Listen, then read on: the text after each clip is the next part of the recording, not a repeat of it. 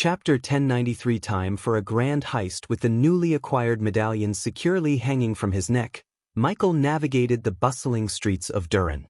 Vidora remained asleep in his room as he blended into the festival crowd.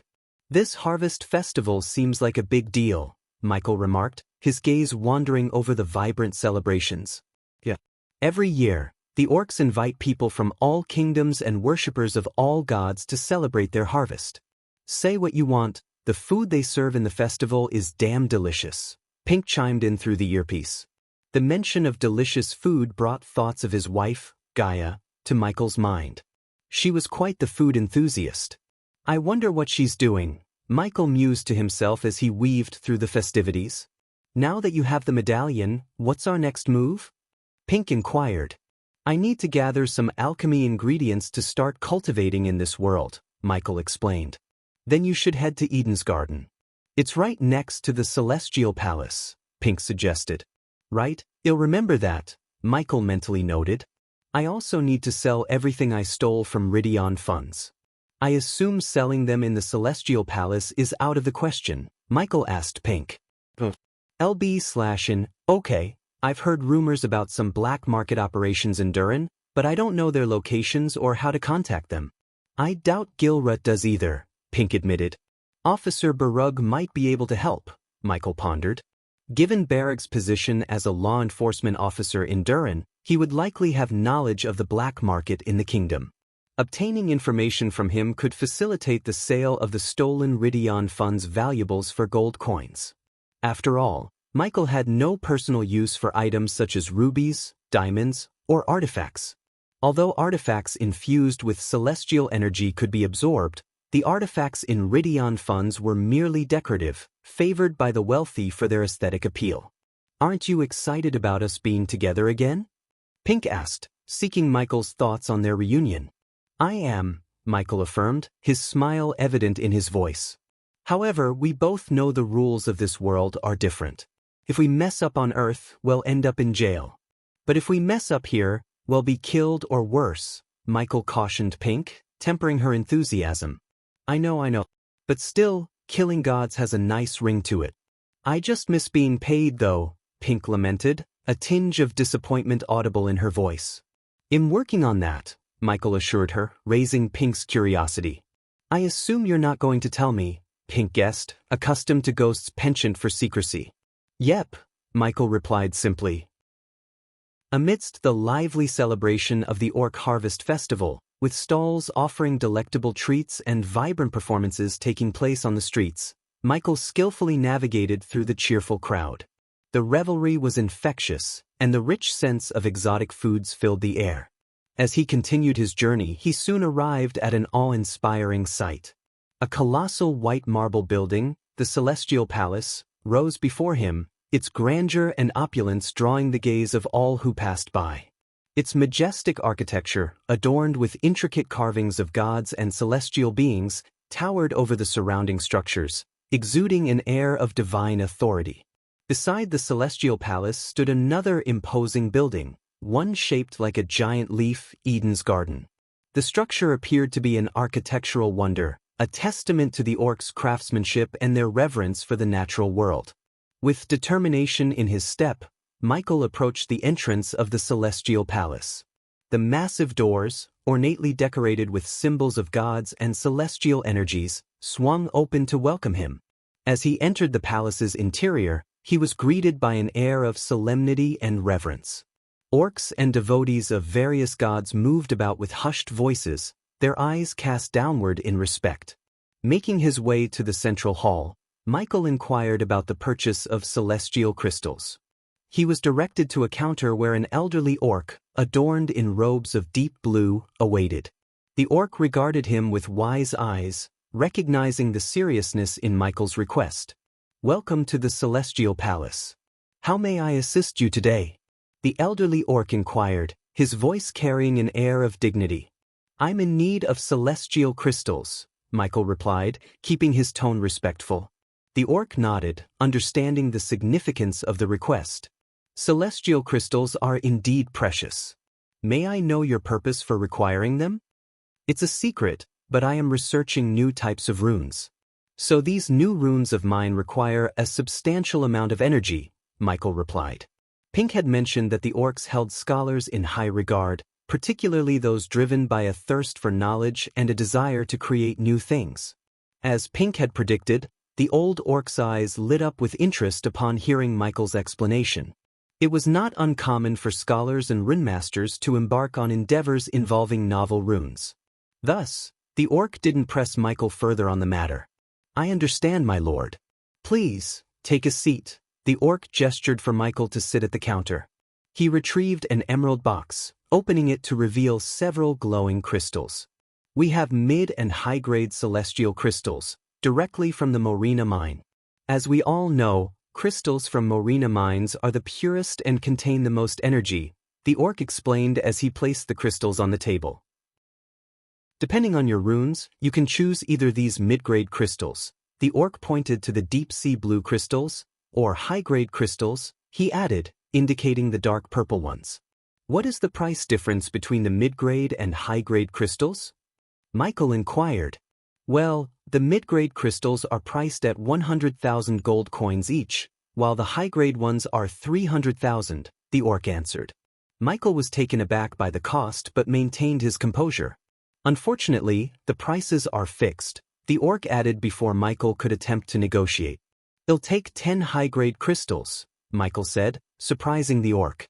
That will cost you 3 million gold coins, the orc replied. His astonishment stemmed from the fact that he hadn't seen this young man before, and his attire didn't suggest affiliation with any prominent families in Durin. He couldn't help but wonder who this young man was. What can I say? The pursuit of knowledge often comes at a high price. But one cannot halt their quest for greatness due to monetary concerns, Michael responded, adopting the tone of a true scholar. That is true. The old orc agreed, his respect for the young human scholar soaring to new heights. After subtly manipulating the orc's feelings toward knowledge seekers, Michael made the purchase, which included a complimentary space ring.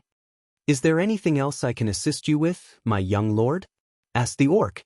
I also require some alchemical ingredients for a friend of mine, and I've heard that Eden's Garden is the best place to make such a purchase. Do you also recommend this place? Asked Michael. That is indeed the place for purchasing alchemical ingredients, the old orc affirmed. Although they offer the finest quality, it's worth noting that their prices are rather steep. I must admit, I hold no love for the money-hungry establishment that is Eden's Garden. With a contemptuous glance towards the mention of Eden's Garden, the orc continued, they hold a near monopoly on all the alchemical ingredients in Durin, so whatever price they present, it's non-negotiable. The orc leaned in slightly, as if sharing a secret. If you're in no rush, I'd recommend looking for alchemical ingredients outside of Durin. You might find more reasonable prices elsewhere. Michael let out a sigh of resignation. I'm afraid I'm in quite a hurry, so I have little choice but to purchase from Eden's Garden. The old orc nodded sympathetically. True, they do offer the finest quality, so that's a silver lining. As Michael turned to leave, the old orc gave him one last piece of advice. One more thing, my young lord. Don't be disheartened by their poor customer service at Eden's Garden. Focus on the quality of their goods and try not to mind their lack of courtesy. Exiting the grandiose celestial palace, Michael found himself in the equally imposing Eden's Garden, where alchemy ingredients were sold. The interior of the shop was extravagant, with polished marble floors, intricate wooden shelves, and rows upon rows of glass cabinets displaying various rare and exotic ingredients. Approaching a counter where an old woman stood, Michael tried to purchase a list of alchemical ingredients. The old woman, however, greeted his request with indifference, her eyes barely leaving the ancient tome she was reading. I need these ingredients, Michael said politely, sliding the list towards her. She glanced at it, sighed audibly, and then begrudgingly started gathering the items. Mandrake root, powdered phoenix feather, moonlit dew. What are you even making with this stuff? Michael hesitated for a moment, then replied, It's a secret recipe. The old woman rolled her eyes. Of course, it's a secret. Always is, isn't it? As she retrieved each item, she muttered under her breath about the inconvenience of her job. Michael couldn't help but feel a sense of frustration growing within him at the lack of courtesy. While Michael waited for his alchemical ingredients, another customer at a nearby counter reached his boiling point. He slammed his fist onto the counter and yelled, "This is ridiculous. The prices are astronomical, and your attitude stinks." The staff member on the other side of the counter shrugged dismissively. "Take it or leave it. We don't care."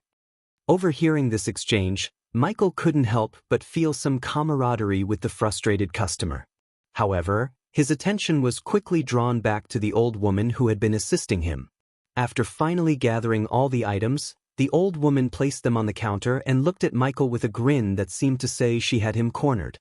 "That'll be 2 million gold coins." Michael was visibly startled by the price and asked incredulously, 2 million? Isn't that a bit much? The old woman scoffed, "Poor people like you always think that way. If you can't afford it, don't waste my time. Either buy it or get the hell out." Michael frowned, feeling a mix of frustration and anger. "You know, if you were a bit more polite, maybe customers would want to return here." The old woman let out a harsh laugh. "Return? They always return. Because they have no choice." Michael's expression turned dark and he growled, "You know, it's funny how people who think they're untouchable are usually the ones who are most vulnerable." With that, he retrieved a space ring filled with coins and transferred the required amount. The old woman snickered as she took the ring, counting the coins before tossing the ingredients carelessly into an emerald green box. As Michael left the counter, he muttered to himself with a devilish grin, "I wonder how they'll feel when I clean out this place." As Michael stepped out of the Eden's garden, he cast one last look at the imposing building before speaking to Pink. "Hey Pink, I think it's about time we contact Elmer. I've got a new target in mind for our next heist," Michael said. Pink's voice buzzed with excitement. "Finally, some action. But please tell me it's not the Celestial Palace." Michael grinned. "No, we're not going for the Celestial Palace. Our target is the Eden's Garden." With that, Michael left the building, his thoughts already formulating a plan for their next daring escapade. Chapter 1094 Eden's Garden Heist Planning. After deciding to target the Eden's Garden, Michael returned to Gilrut's penthouse. His decision wasn't solely due to the establishment's poor customer service. He had multiple reasons. He needed more alchemy ingredients for creating new potions and pills, he wanted to assess Elmer and his crew's efficiency in another robbery, and, of course, he required additional funds. Planning Raynar's assassination wasn't going to be cheap, and he believed it was time to teach Eden's Garden a lesson. No one was untouchable. "Did you manage to acquire the crystals?" Gilrut inquired as Michael entered the penthouse. He glanced at Vidora, who was still peacefully asleep in the corner. Michael carefully picked them up and placed Vidora on the sofa. Michael's attention to his familiar didn't go unnoticed by Gilrut, who appreciated the god's care for his companion. "Yes, I got them," Michael replied. Gilrut visibly relaxed at the confirmation. Michael continued, expressing his gratitude. "Thank you for your assistance. I might need your expertise in runes again in the future, but that'll be the last time," Michael explained. "Curious," Gilrut questioned, "for what purpose?" "What else?" "It'll require your help with runes." "Here, take this." Michael handed Gilrut an earpiece. "It'll reach out when I need you," Michael added. "Now, if you'll excuse me, I have other matters to attend to," Michael said, heading towards Gilrut's hidden chamber. With the alchemy ingredients secured and the necessary prerequisites in place, Michael decided to initiate the body transformation process. Gilrut nodded in understanding as he watched Michael enter the concealed room. Once inside, Michael selected a dark corner and settled down. "System, provide me with the recipe for the potion you want me to brew," Michael requested, and a golden parchment materialized in his hand. With the recipe in hand, Michael summoned his dark flames. One by one, he fed the ingredients into the flickering abyss. A single day passed by in the blink of an eye, accompanied by an unusual radiance that enshrouded Michael's body. His skin shimmered beneath the ethereal glow, while his shoulder-length black hair danced in the gentle breeze. Amid this spectacle, Celestial energy from the surrounding atmosphere gradually flowed towards Michael, converging at his forehead. The system is absorbing the experience points. Michael heard the system's voice echoing in his mind. The experience points he had accumulated, mainly from defeating the angels, began to transform into energy, slowly seeping into Michael's newly formed meridians. Congratulations to the host for reaching the initiate realm. Congratulations to host Michael for leveling up. The current stage is initiate realm. Experience points converted, 20,000. Experience points converted, 30,000. Experience points converted, 40,000. Congratulations to host Michael for leveling up. The current stage is Chi Awakening Realm. N/OV-B-I-NAS Michael entered the Chi Awakening Realm. The lights in the room, including the runes, flickered with intensity. Celestial energy within the room surged towards Michael, forming a miniature whirlwind of power around him. This surging energy was promptly assimilated into his body. Michael felt the newfound energy coursing within him, invigorating both his spells and physical capabilities. Simultaneously, the medallion adorning his neck began to quiver. Sensing the medallion's warmth on his neck, Michael flicked his wrist, summoning a purple celestial crystal into his palm. With a clenched fist, he reduced the crystal to a fine powder, which was promptly absorbed by the medallion. The Chi Awakening stage has enhanced the energy absorption rate from the Energy Devourer. The system's voice notified Michael. Slowly, he opened his eyes, finding Vidora perched on a nearby table, gazing at him with curious eyes. "You're finally awake," Sarba remarked. "And this better be the last time you leave us hanging with nothing to do," Ayag added, slightly irritated, addressing Michael. Deep within a bamboo forest, an unconventional village had taken root, constructed entirely from bamboo stalks. Upon first glance, one might have expected to find rustic villagers or humble farmers inhabiting the quaint village. However, the reality was quite different. Burly orcs clad in formidable armor and wielding an array of weapons prowled through the village's pathways. This secluded settlement was the secret lair of the Vilnius gang. Inside the central house, situated at the heart of the bamboo village, a small and cozy room served as the stage for the current drama. Elmer, the elven gang leader whom Michael had encountered during their heist at the Ridion Funds, stood before an imposing orc with a long, black beard adorned with gleaming gold chains. The orc was seated across a finely crafted mahogany table. Elmer maintained his composure while addressing the orc. "You've seen my judgment at work, Vilnius. When's the last time I steered us wrong? You're well aware of my value. It's the reason you keep me, an elf, as a gang leader, and grant me my own crew," Elmer reasoned. Vilnius, the notorious leader of the Vilnius gang, reclined in his throne-like chair, scrutinizing Elmer with a measured gaze. "Yes, your value is undeniable," Vilnius admitted. "But even your worth has its boundaries, my friend. The fact that you unilaterally committed us to hand over 35% of our loot without consulting me is a misstep I cannot simply overlook." Elmer defended his actions earnestly, explaining the circumstances. "The runes proved to be far more powerful than we initially anticipated, Vilnius. Moreover, Gilrut was taking an agonizingly long time to do his part. Had it not been for the humans' intervention, Officer Barug would have caught us. Trust me, Vilnius, he's no ordinary man.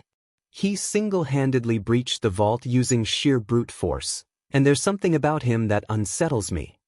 I am obviously docking your share in the score. Be grateful I don't fuck you up for what you did. But since you are telling me that working with this John is more profitable to us than killing him, I want to meet him," Vilnius said to Elmer. "Fencing the artifacts and valuables you took from the Ridion funds is going to be a pain in the ass, and you know it. This is precisely why I advised against targeting the Ridion funds," Vilnius grumbled. "I still managed to pull it off with the dumbest crew," Elmer quipped, rolling his eyes. "Share the news with your dumb crew that they won't be receiving their cut due to their leader's generosity," Vilnius retorted coldly. Elmer harbored a glimmer of hope that his decision to partner with John would yield significant dividends in the future, as he had just relinquished a substantial portion of their haul. Now, set up a meeting with this John. I want to meet him face to face, Vilnius demanded, ending the discussion. However, an abrupt interruption occurred when a panicked orc hastily entered the room. You'd better have an excellent reason for barging into my chamber, Vilnius growled at the intruding orc. Boss, there's a human here. He says he wants to speak with Elmer, the orc stammered, his face etched with shock. Upon hearing the news, both Elmer and Vilnius were astounded. What? Elmer exclaimed in disbelief.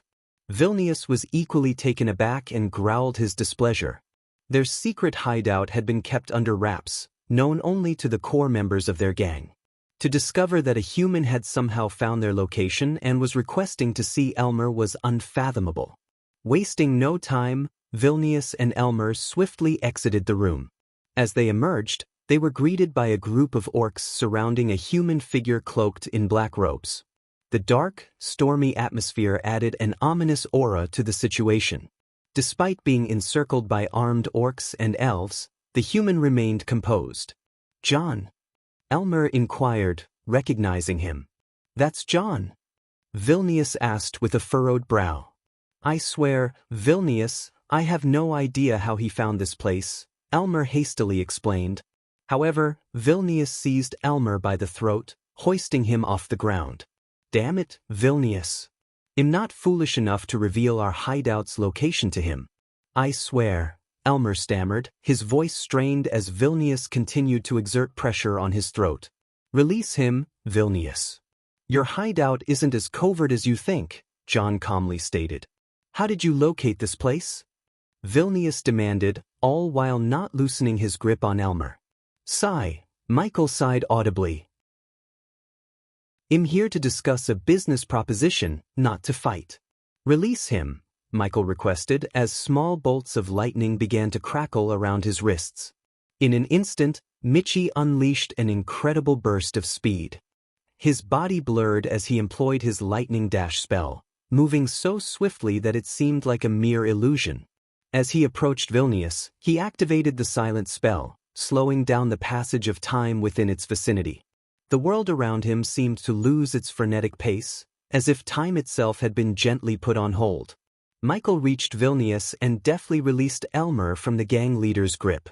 With a fluid movement, he returned to his original position, leaving Vilnius stupefied. Vilnius, who had been holding Elmer firmly, was suddenly startled as he realized he no longer had a captive in his grasp. His gaze darted around, searching for Elmer. What had just transpired defied the laws of physics as he understood them. To his astonishment, he found Elmer standing beside John, blinking in confusion. Elmer himself was baffled, unable to comprehend how he had gone from being captured by Vilnius to standing freely beside their unexpected guest. What just happened? Elmer muttered, his voice tinged with bewilderment. Vilnius, equally perplexed, could only stammer, shit. The members of the Vilnius gang remained stunned, unable to fully grasp the mysterious events that had just unfolded. With Elmer now free, Michael turned his attention back to Vilnius, his tone firm and unyielding. Now, if you stop wasting my time, I have a place to rob. Are you interested or not? Michael's words left no room for further discussion. Having witnessed the astonishing display of Michael's power, Vilnius had little choice but to heed the enigmatic John's request. I am listening. But first, tell me, how did you find this place? Vilnius inquired cautiously, his gang members still on high alert. I'm not a spy, in case you're wondering, Michael replied, dispelling any doubts. Very well, come inside and we'll talk. But should you attempt anything funny, rest assured, I have my own methods for dealing with individuals like you, Vilnius warned, his eyes fixed on Michael. With a nod, Michael followed Vilnius into the house, Elmer trailing behind. Once inside, Vilnius settled into his chair, leaning forward. Now, tell me, what do you hope to gain from meeting the Vilnius gang? Vilnius inquired. As I mentioned to Elmer, I'm planning my next heist, Michael replied plainly. Vilnius leaned back, intrigued but cautious. So, you're seeking a crew then? Very well. What's the target? He asked. Michael's response was delivered with a cold smile that sent shockwaves through the room. The Eden's Garden. Chapter 1095. Eden Gardens Heist Planning 2. Vilnius couldn't help but laugh heartily at Michael's audacious plan. Robbing the Eden's Garden? You must be truly mad if you think that's possible, he chuckled, shaking his head. He leaned back in his chair, his expression turning more serious. Even if, by some miracle, we managed to rob the place, there's no way we could sell the alchemical items we steal in the black market without alerting the higher-ups at Eden's Garden. That kind of heat would destroy our gang, Vilnius warned, his tone filled with a hint of concern for his crew's well-being. Elmer, nodding in agreement, chimed in, Vilnius is right. There's a reason why nobody has ever tried to rob the Eden's Garden. Those who attempted it simply disappeared. Michael leaned back in his chair, a smug expression on his face as he gazed at Vilnius and Elmer. He could see the skepticism in their eyes, but he was ready to lay out his plan. You really think I don't know that? Michael replied with a chuckle, enjoying the suspense he was building. Elmer raised an eyebrow, his curiosity piqued. Selling raw alchemical goods in the black market would indeed alert the higher-ups and bring down the heat on us, Michael continued. But what if I told you we wouldn't be selling raw goods? Elmer leaned in, intrigued. What do you mean? He asked. Michael grinned, his plan coming together in his mind. Well, refine those raw alchemical goods into pills and potions, he explained. Selling those won't raise any eyebrows in the black market. People buy potions and pills all the time. N/O/V. E/all. BI-, and Vilnius couldn't help but snicker. You think it's that easy? To refine those goods, you'd need an alchemist who can handle such precious materials. Elmer added, even if we had an alchemist, it would take them ages to turn those goods into pills and potions. Meanwhile, the Eden Garden security would locate us. Vilnius couldn't resist a hearty laugh at the audacity of Michael's proposal. John, you really have a wild imagination if you think we can pull off something like that without getting ourselves killed. He then turned his mocking gaze towards Elmer. And Elmer, you spoke so highly of John here, but I didn't think he would be crazy as fuck. Michael remained calm, fully expecting this response from someone as formidable as Vilnius. He knew that Elmer was the strategist in the operation, so he shifted his gaze to the elf. Don't look at me. This plan is utterly insane. I have to say, John, I'm disappointed, Elmer sighed. Is that so? Michael chuckled softly, seemingly undisturbed by their skepticism. With a swift, practiced motion, he produced several alchemy ingredients, placing them on Vilnius' table. As their eyes widened, Michael summoned his dark flames. What the hell are you trying to pull? Vilnius growled, reaching for his weapon, suspecting an attack. But Michael ignored Vilnius' aggression. With one hand, he controlled the flames and, with the other, tossed the alchemy ingredients into the burning vortex. Elmer watched in awe as the components transformed into essence, merging together to create dazzling pills. You're an alchemist? Elmer and Vilnius exclaimed in surprise. With a flick of his wrist, Michael presented the green pills to Vilnius. Despite his rough exterior, Vilnius recognized the exceptional purity of the pills. If you can't sell pills and potions like these in the black market, then you're not the person I was hoping to do business with, Michael declared coolly as he rose from his seat. He was about to make his exit when Elmer hastily halted him. John, wait, Elmer urged. Michael paused, and Elmer turned to Vilnius. Boss, at least let him explain.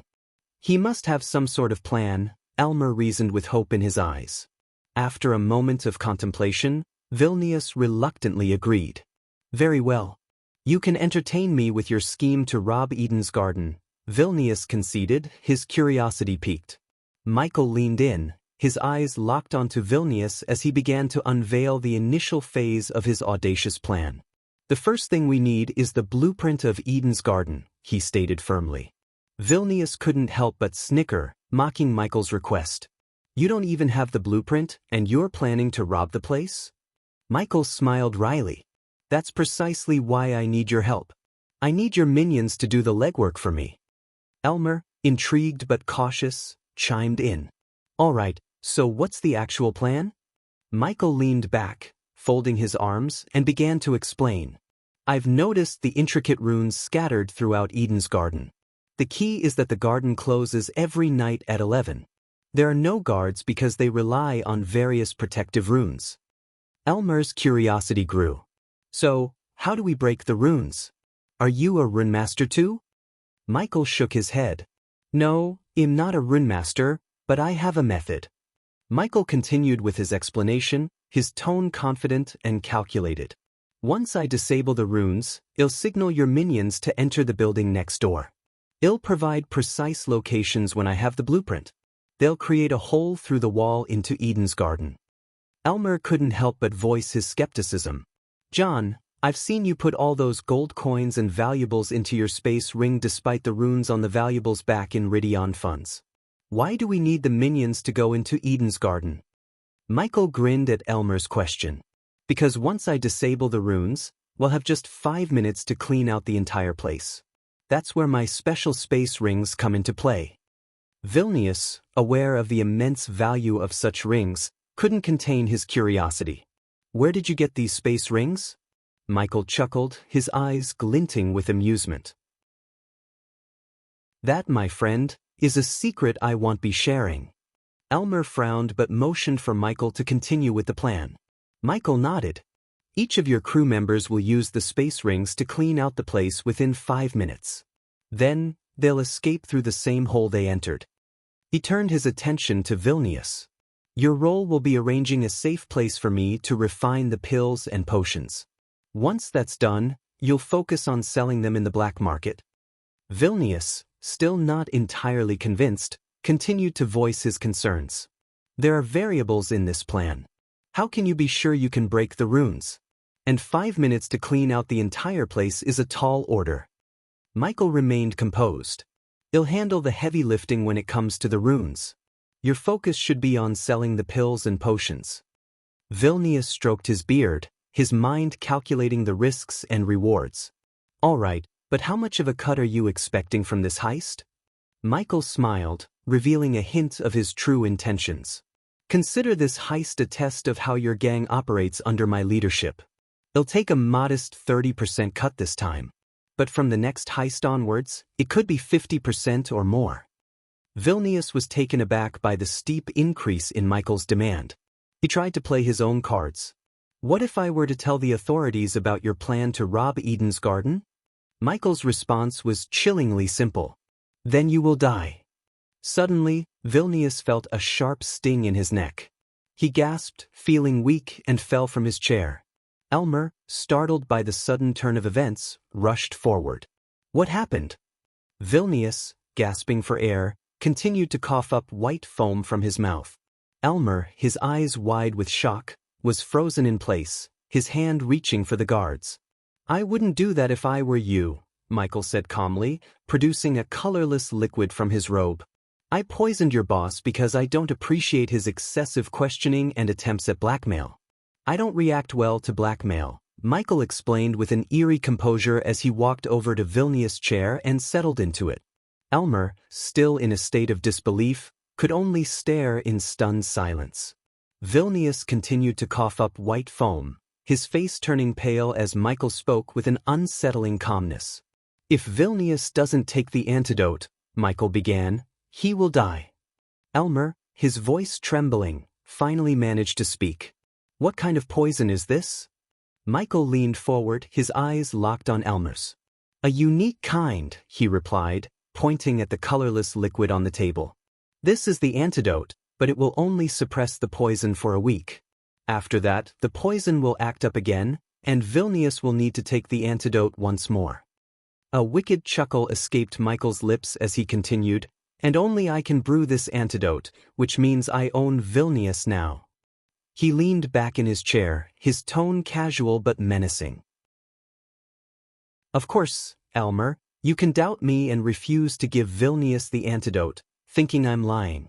You can let him die. Elmer realized the dangerous game they were now playing. He hesitated for a moment before saying, You're playing a dangerous game, John. Michael shrugged carelessly, a devilish grin tugging at his lips. You can be my knights in this game or just mere pawns I'll crush under my feet. Elmer hesitated, torn between the precarious choices before him. Vilnius mumbled something unintelligible as he began to close his eyes, the poison taking its toll on him. Michael chuckled coldly, his patience waning. Time is running out, he reminded them. With a steely resolve, he continued, from the moment I stepped into your territory, you became my gang. Elmer clenched his fists, torn by the weight of the decision he was about to make.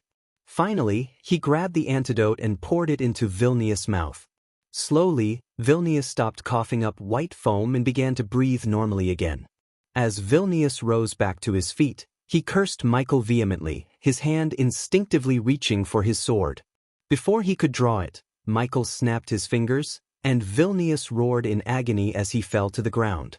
Michael placed his foot on Vilnius' chest and leaned down, his voice dripping with cold determination. I own you now, bitch.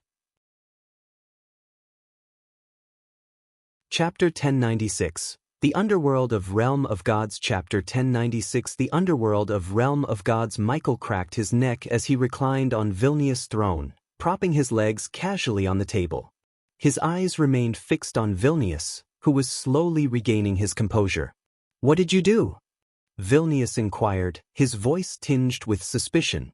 Michael chose not to reveal the exact nature of his actions, maintaining an air of enigmatic authority. He held the power of the blood tonic over Vilnius, a secret he intended to safeguard. In the aftermath of the pain Vilnius had just experienced, Michael could effortlessly incapacitate or even kill him with a mere snap, thanks to the nanites coursing through his victim's veins. Given Vilnius' current chi awakening realm, he was no match for Michael's power, even without resorting to his godly abilities.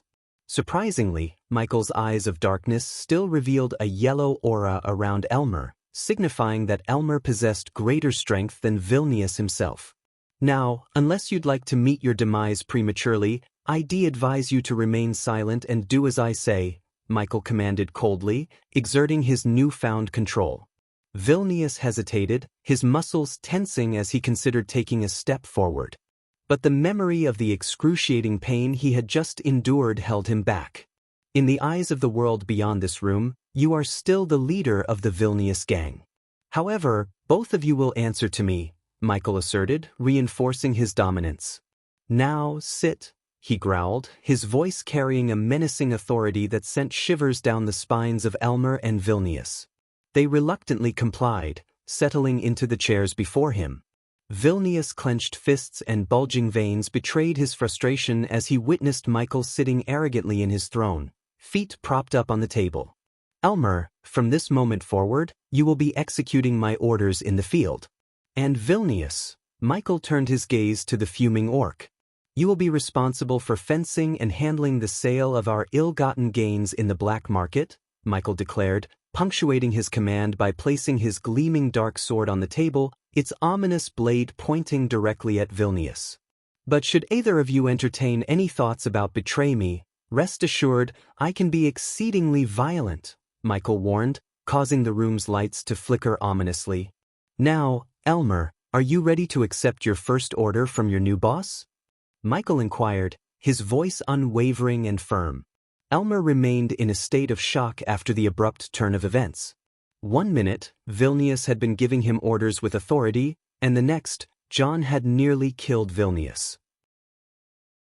Elmer had initially seen John as an asset to further his position within the Vilnius gang, but he never anticipated that John would ascend to the role of boss.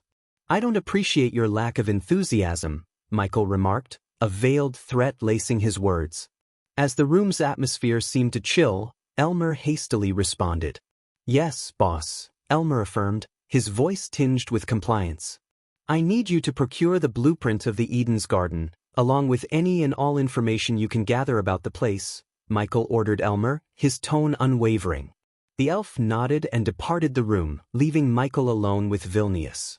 Once they were alone, Vilnius couldn't contain his frustration any longer. His voice carried a growl of warning. When those above me catch wind of this, you'll find yourself neck-deep in shit, human. Michael raised an eyebrow, curiosity piqued. Who's above you? He asked calmly. Vilnius couldn't help but let out a mocking chuckle. Did you think I was the top dog in the Vilnius gang? He sneered. We're just a cog in the giant machine that controls the entire underworld. Intrigued, Michael leaned forward. Tell me more, he urged. Vilnius, however, wasn't inclined to cooperate. Why would I? He retorted defiantly. With a sinister smile, Michael slowly raised his fingers and ominously added, with a snap of my fingers, I can make you feel like you're in hell. Vilnius vividly remembered the excruciating pain he had just experienced, but before he could respond, Michael snapped his fingers once again, subjecting Vilnius to intense agony. Vilnius could only mumble, no more, as the pain overwhelmed him. As Vilnius gasped for air, the intensity of the pain gradually waned. Michael, his curiosity unabated, leaned in closer. Tell me more about what you meant, he demanded. Vilnius, still shaken by the excruciating ordeal, began to speak in a hoarse whisper, revealing secrets he had guarded closely. The Vilnius gang. It's just a small piece in the grand design of the underworld that worships God Agra. Michael's mind raced as he recalled the vicious bandits who had met their demise at his hands, all of them fervent Agra worshippers. He also remembered the intense battle against the angel of God Agra. This revelation hinted at something far more expansive and sinister. The underworld, Vilnius continued, it's under the dominion of God Agra and his malevolent influence. My gang, were merely a minuscule cog in the intricate machinery of darkness. Intrigued, Michael pressed on, can you tell me how many such gangs exist in the underworld, under the influence of God Agra? Vilnius winced, the memory of recent agony still fresh. I don't know the exact number, he admitted, but I know there exist countless factions, all devoted to Agra. Michael pondered the ramifications of this revelation.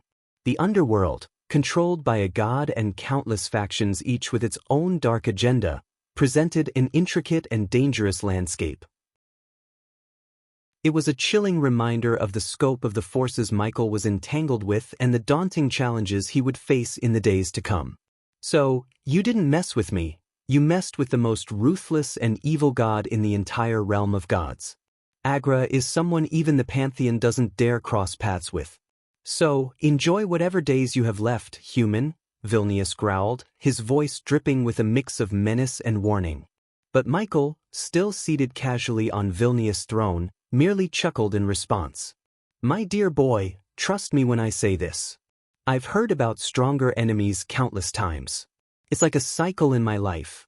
I go somewhere, end up facing a stronger foe, and eventually defeat them. Then I move on, and the cycle repeats, he said coldly, his demeanor unflinching. Vilnius was taken aback by the absence of fear in John's eyes. But you don't have to worry about Agra or his angels. As your boss, I will take care of my minions.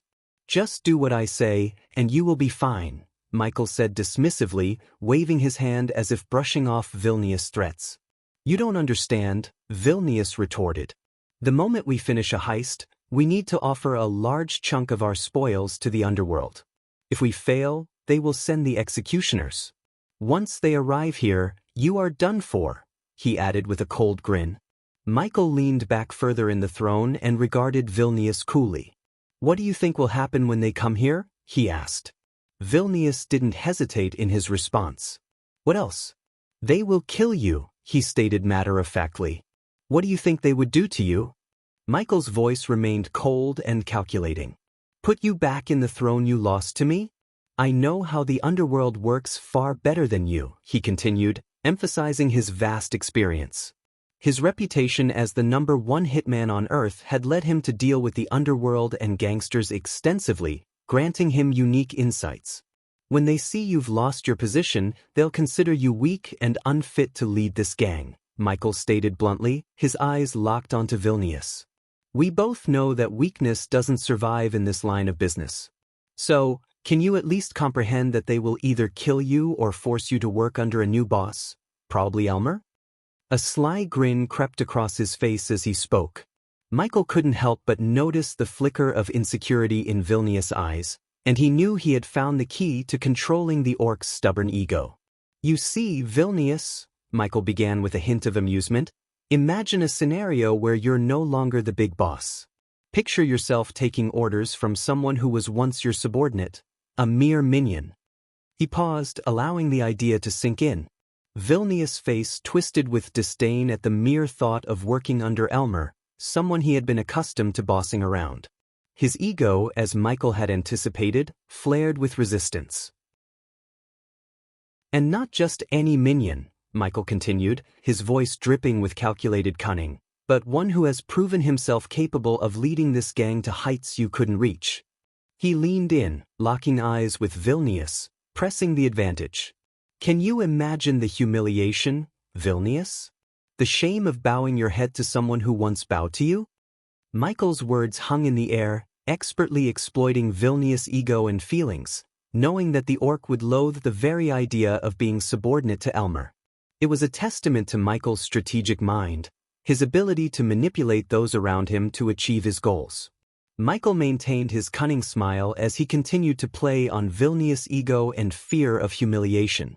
Think about it, Vilnius, he said in a low, persuasive tone. Working under a new boss allows you to maintain the illusion of power. You can still boss around your minions, making them think you're in control.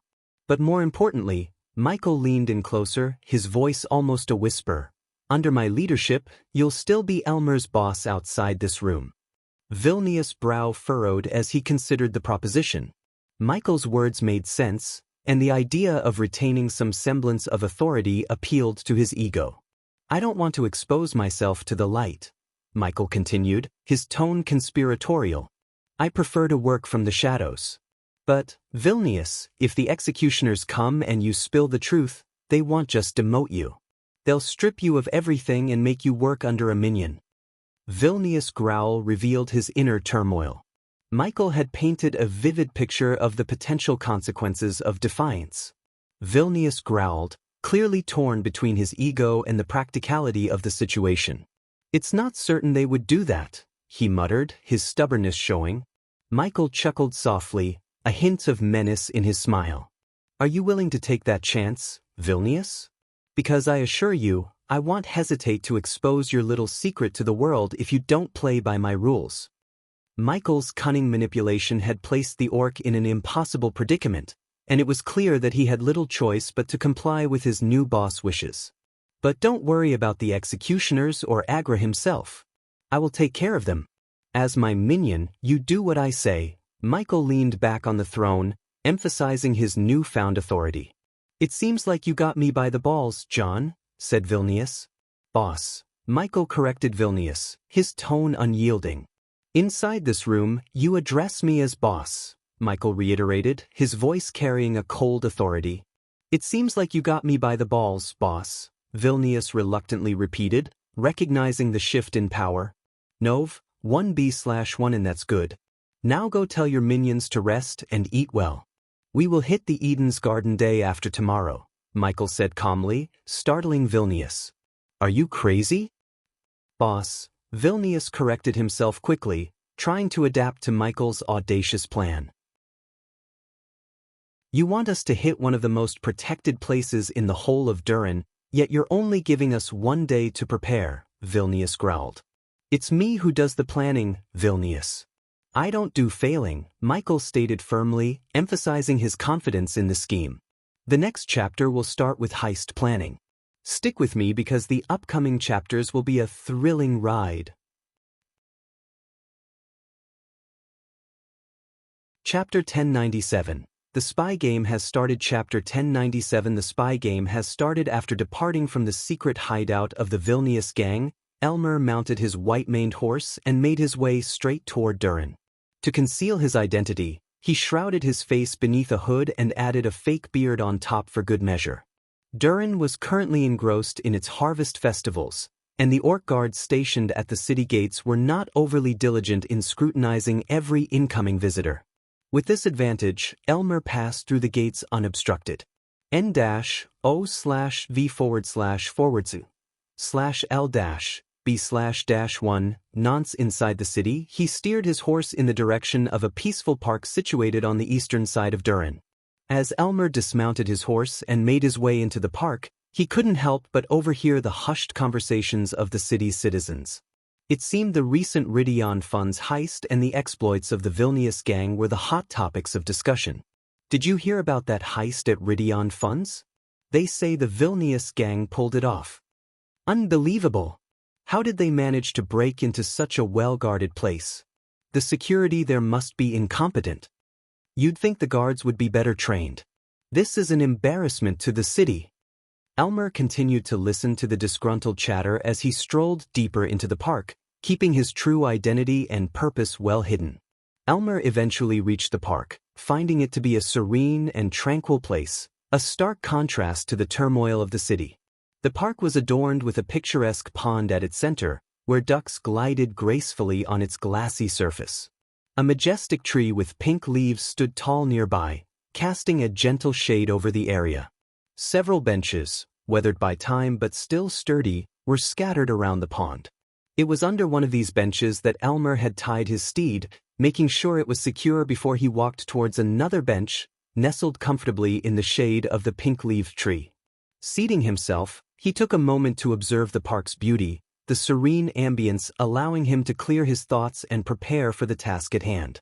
As Elmer sat by the pond, watching the ducks glide gracefully, another cloaked figure quietly settled on a bench behind him.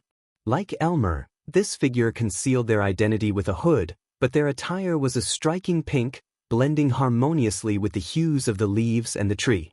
A commanding yet feminine voice broke the silence. "How is everything, Arenal?" the figure inquired. "Elders want to know more about the Ridion Funds heist." "It was supposed to be a failed operation," replied Elmer, his eyes still fixed on the tranquil pond. "Things went way south," he added, both of them looking in opposite directions, maintaining the facade of two ordinary parkgoers enjoying the peaceful ambience. The park was bustling with people, and the constant murmur of voices made it an ideal location for their clandestine conversation. No one could eavesdrop unless they ventured uncomfortably close. "By the gods, Arenal, the underworld is going to grow stronger with the treasure you seized. What in the world happened?" inquired the woman, her tone laced with concern. "Someone else interfered with my plans. I had to adapt and improvise. Otherwise, my cover would have been exposed," Elmer replied somberly. "Who?" questioned the woman, clearly alarmed. Elmer paused, building tension in the air before delivering his revelation. "The one who entered Ridion Funds to check on the hostages and proceeded to beat our agent," he disclosed. The woman leaned in, her curiosity piqued. "Do you have any information for me to work with, Arenal? The elders are becoming increasingly anxious, and they are on the verge of aborting this operation. His name is John, but I don't believe it's his real name. And you wouldn't believe what happened," Elmer remarked cryptically, leaving his companion eager for more. "What happened?" the woman demanded, her curiosity piqued. "He ventured into Vilnius gang territory, and that's just the tip of the iceberg. He poisoned Vilnius and made him his subordinate. Tell the elders from now on, Vilnius will maintain the appearance of leadership to the outside world, but in reality, he'll report to John," Elmer disclosed. The woman fell silent, digesting the unbelievable turn of events. "We need to gather more information about this John. What's his next move?" inquired the woman. Elmer dropped another bombshell. "He's planning to rob the Eden's garden," he revealed. Hidden beneath her hood, the woman's eyes widened in astonishment. "What?" she exclaimed, her voice betraying the shock that coursed through her. "I've been tasked with getting the blueprint for the Eden's garden," Elmer confirmed. "Eden's garden. That's madness. No one has ever lived to tell the tale after attempting to rob that place. No one has ever succeeded. He's either a madman or someone we should approach with extreme caution," Thalindra contemplated. "It's the latter. He's anything but a madman. I'm telling you, Thalindra, he's far more dangerous than Vilnius. Vilnius is just a puppet, but John is a mastermind. If I hadn't witnessed the things he's capable of, I would have said that robbing the Eden's garden is impossible," Elmer emphasized. As Thalindra listened to the words of Elmer, one of Valander's top agents, she came to a sobering realization of the grave threat that John posed. "So, do you believe he can actually pull off this heist? When is it scheduled to take place?" Felindra inquired, her voice tinged with curiosity. She was Elmer's handler and the intermediary between him and the higher-ups. I'm not sure, but I suspect it's going to happen very soon. What are your orders? Elmer inquired. Felindra fell silent for a moment, contemplating their next move. Perhaps John is our key to capturing the Night Warden. If he successfully executes heists of this magnitude, the Night Warden is likely to take notice and might approach him. This could be our best opportunity in a long while, Felindra proposed. So, you want me to assist John in robbing the Eden's Garden? Elmer asked, even though he was fairly certain of the answer. Yes. I'll use my contacts in the town hall to secure the blueprint for you. But you must stick close to John and gather every piece of information you can about him, Felindra instructed. This is excellent, Arenal. With the information you've provided, I can convince the elders to continue our mission. Keep up the exceptional work you've been doing, Felindra praised him, her excitement thinly veiled. If John successfully carries out this heist, notify me immediately using the emergency rune. Speaking of the heist, do you know how John plans to sell the alchemical goods in the black market? Felindra inquired further. John is an alchemist, a proficient one at that. I witnessed him refine an energy-boosting pill in a matter of seconds. He's at least a 5-star alchemist, Elmer informed Felindra. A 5-star alchemist? That certainly narrows down the possibilities. So, he plans to refine the alchemical goods into pills and potions for sale in the black market? That's quite clever. It would make it much harder for the Eden's Garden to trace the sellers, Felindra commented. Even in Durin, there were countless transactions that took place within the dark underworld. Many of these transactions involved potions and pills. By selling refined products, rather than the raw ingredients, the risk of being traced back to Eden's Garden was significantly reduced. Despite Eden's Garden boasting some of the finest alchemists in the world, they wouldn't easily discern whether the ingredients used came from their own supply. If you could procure us a few samples of the pills and potions he refines, our alchemists might be able to discern his unique signatures and refinement skills. Additionally, we should alert our agents in the dark underworld to purchase these potions and pills. The last thing we need is those nefarious criminals in the dark world getting their hands on high-grade substances, said Felindra. Elmer nodded, acknowledging the importance of this task. Any information on the Night Warden from your end? Elmer asked. The Night Warden was an infamous yet mysterious figure among the Agra worshippers, a prominent player in the underworld. No one had ever laid eyes on him, which made him nearly impossible to track down. According to Valander elves, the Night Warden was the third largest smuggler and celestial weapons dealer, responsible for countless deaths. Yet, even in the clandestine world, there were many who doubted his existence. I have some agents who claim the Night Warden might be selling weapons and scrolls to both Raynar and Cronner in their ongoing wars, said Felindra. Elmer let out a heavy sigh. Makes sense. 2 gods locked in battle, and every arms dealer in the world would vie for a contract to supply them with everything they need. War is, unfortunately, good for business. Felindra nodded somberly. And terrible for the people, she added, expressing a hint of pity for the refugees caught in the conflicts of Raynar and Cronner. We can't halt their wars. Only the Pantheon has the power to do that. But the least we can do is eliminate scum like the Night Warden, Felindra remarked. Elmer agreed. As you said, John might be our means of reaching him. All right, Elmer. Keep me informed. Stay here for an hour, and then proceed to the town hall. I'll have my people procure the blueprint you require. Be cautious, Elmer, Felindra advised, her concern evident in her voice. Elmer let out a soft chuckle. My dear handler, you know I've been at this for decades. I know how to keep myself from meeting an untimely end. Felindra smiled faintly, acknowledging his experience. You're a skilled spy, Elmer, but never forget that in our line of work, there's always someone better. With that, Felindra rose from the bench and said, Keep a close watch on John, before walking away. At that moment, Elmer had embarked on a dangerous cat-and-mouse game with Michael, unaware of the formidable adversary he was facing. However, Elmer had thrived in the shadowy world for decades, always at the peak of his craft. Hence, only time would determine who would emerge victorious in this high-stakes contest. "Night Warden, I will catch you," Elmer muttered under his breath. Chapter 1098 Party Crashers. With 20 hours remaining until the commencement of Michael's next heist, he found himself reclining in Vilnius' imposing throne. "Everything's in place on your end, Pink?" Michael inquired through his earpiece. "Yes, I can access the feeds from Eden's Garden. It's frustrating not being able to manipulate them. Back on Earth, I could hack into those security cameras and mess with the guards," Pink lamented. "It's fortunate that technological advancement is lacking in this world.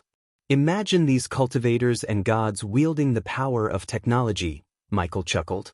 "Don't underestimate those security cameras, though. Seraphine has runes and spies that rival the abilities of security cameras. Nothing happens there without her knowledge." Pink reminded Michael of the goddess of information's influence. "Sounds like she'd make a valuable ally." Michael contemplated the idea of having Seraphine as a subordinate. "I doubt it. She's one of the Pantheon's most loyal deities," Pink replied. "How's Vidora doing out there?" Pink inquired. "I've left them at the Durin Library with Gilrut. I want them to absorb as much knowledge about this world and the book we're planning to steal as possible," Michael informed Pink. As he conversed with Pink, approaching footsteps caught Michael's attention. "I have to go. Keep a watchful eye on our companion," Michael instructed Pink. "I will," Pink replied with a chuckle. Anticipating that Vilnius and Elmer would be accompanied by additional orcs, Michael rose from the imposing throne. It was crucial that no one in the Vilnius gang discovered his true identity as their leader. "You're back," Michael greeted the group as they entered the room. Before him stood Vilnius and Elmer, accompanied by 4 orcs and 2 dwarves. "We've completed all the tasks you assigned," Elmer announced, handing the blueprint over to Michael. The orcs and dwarves stared in amazement at the human newcomer who had recently become part of their gang. These orcs were the typical hulking, green-skinned brutes, while the dwarves were short, had long bushy beards, and emanated the distinct aroma of ale. "Tell us your plan, John," Vilnius instructed. "Of course, boss," Michael responded, maintaining the facade of working under Vilnius. The orcs and dwarves didn't seem to suspect anything, assuming Michael was just another member of Vilnius' gang.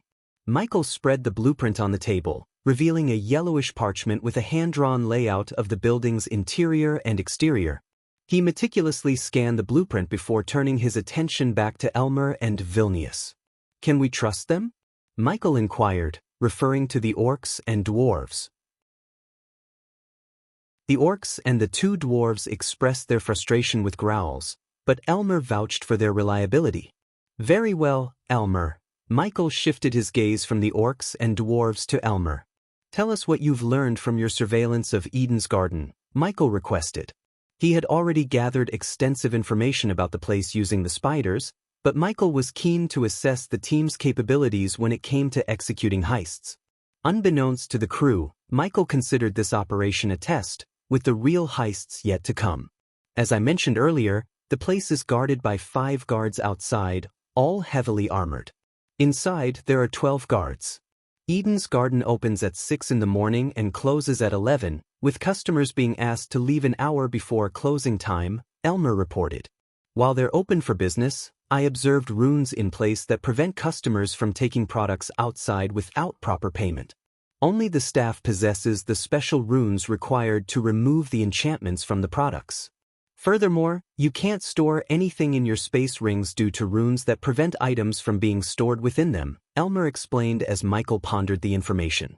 Vilnius couldn't help but snicker inwardly, convinced that John was setting himself up for a miserable failure. However, Michael's finger traced a path on the blueprint, leading to a room located behind the main hall where products were sold. "This room," Michael pointed out, "it's labeled as the power room. Tell me, what do they have in there?" He directed the question at Elmer and Vilnius, though he already knew the answer.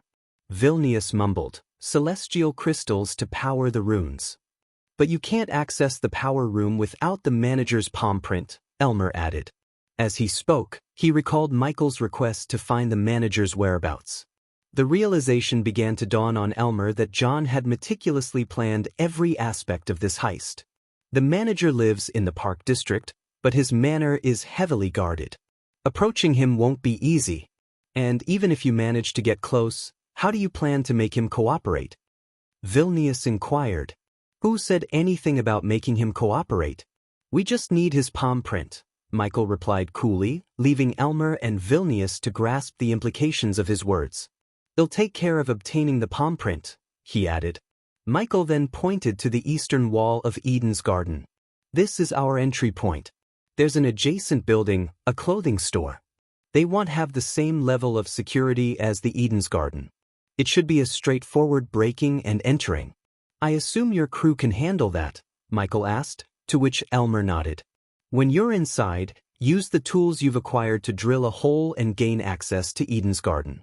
Once you're inside, proceed to the power room. Use the manager's palm print to gain entry, and then disable the crystals. That should deactivate the runes, Michael instructed. L/B-1/N. Even if we destroy the crystal and power down the runes, it won't deactivate all of them, Elmer pointed out. Hearing Elmer's concern, Michael casually tossed a few silver space rings onto the table. You can store the alchemical goods in these space rings. I've calibrated them for you. Just point and take what you need. I know that reaching the backup crystals in the town hall is a hassle. So, once these crystals are gone, you'll have 6 minutes to clean out the place before the backup crystals reactivate the runes, Michael informed them. Elmer couldn't help but be amazed by how well prepared John was. Michael then handed out several earpieces to the crew. Put these in your ears, he instructed. They'll be monitoring and guiding you through the plan if necessary. But if everything goes according to plan, you'll exit through the hole you drilled. As Michael concluded his briefing, he folded his arms and fixed his gaze on the crew. And if any of you minions get any funny ideas about disappearing with what you've stolen. He didn't need to finish the threat, the implication hung heavily in the air. Now, go prepare yourselves. But no drinking tonight. If I catch any of you drunk, I'll make sure you won't have a tongue to taste anything ever again, Michael coldly threatened, leaving the crew visibly shaken. The orcs, in particular, didn't appreciate being threatened by a human they believed they could overpower. However, the orcs held their tongues as their boss, Vilnius, remained silent. After the crew had left, leaving only Vilnius and Elmer behind, Michael took a seat on the throne. So, Vilnius, how are things on your end?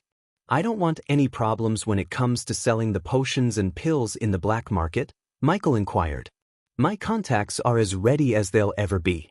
Once you give me the pills and potions, I can fence them, provided you manage to get them, that is, Vilnius replied, his voice filled with a hint of resentment. What did I tell you about doubting me? Michael coldly asked, raising his fingers. Vilnius' heart skipped a beat at the thought that if John snapped his fingers, he would experience excruciating pain. No, not that again, boss, Vilnius growled. Elmer, still in awe of how John had managed to subdue a brute like Vilnius, observed silently. You can take the day off, Vilnius. Go out, enjoy your day. You can come back here once everything's done, Michael said. After leaving the Vilnius gang territory, Michael made his way towards the Park District of Durin. As he ventured out into the city, he found himself amidst the lively celebrations of the upcoming Harvest Festival. The night sky was illuminated with colorful fireworks that painted intricate patterns against the darkness. Amidst the festive atmosphere, Michael overheard the excited chatter of tourists and native orcs of Durin. Look at those fireworks. They're even more spectacular than last year, a tourist exclaimed with awe in their voice. It's always a treat to be in Durin during the Harvest Festival, a local orc remarked with a grin. Michael continued through the bustling streets, following the signboards that led him to the Park District. The city was alive with energy and merriment, a stark contrast to the clandestine world he had recently delved into. Yet, he knew he couldn't let his guard down, not with the risky heist on the horizon. As Michael followed the signboards and continued through the Park District, he soon found himself standing before a quaint and cozy manor nestled amidst a grove of pink maple trees. He glanced around to ensure he wasn't drawing any unwanted attention before speaking into his earpiece. "What's the plan, Ghost?" Pink's voice crackled through the earpiece, filled with curiosity and anticipation. Michael replied, his voice calm and collected. "The plan is simple, Pink. I need to infiltrate this manor and obtain the manager's palm print." Pink's curiosity got the better of him and he asked, "What's the security like around that place?" Michael assessed the situation carefully before describing, "The manor is guarded, of course. There are a couple of guards at the front gate, and I've noticed some defense arrays around the premises. But I've got a few tricks up my sleeve to bypass those." With Pink serving as his eyes and ears, Michael was ready to execute his plan and secure the vital palm print for their upcoming heist. As Michael observed the manor from the shadows, he suddenly witnessed the lights inside the building extinguish one by one. He couldn't help but mutter in surprise, "Well, that's unexpected." Just as he was processing this strange turn of events, his instincts kicked in. He sensed movement in the darkness surrounding the manor. Several figures, shrouded in dark robes, were stealthily advancing toward the manor, using the cover of the night to conceal their approach. Quickly, Michael whispered into his earpiece, "Pink, we have company." Multiple figures, dressed in dark robes, heading for the manor. "Looks like we've got ourselves a party crasher situation."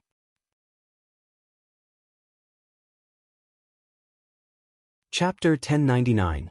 Assassin's Guild Invitation I. Chapter 1099. Assassin's Guild Invitation I. Utilizing shadow teleportation, Michael swiftly closed the distance between himself and the approaching mercenaries. As the lights in the manor suddenly went out, the orc guards patrolling the area were startled. Their surprise quickly turned into shock, and one guard exclaimed, "What the hell just happened?" Another guard, looking frustrated, cursed the runes, muttering, "Damn these runes. Always causing trouble at the worst times." In an attempt to regain control of the situation, one of the guards ordered the others, "Check on the power room and the celestial crystals. We need to get those lights back on."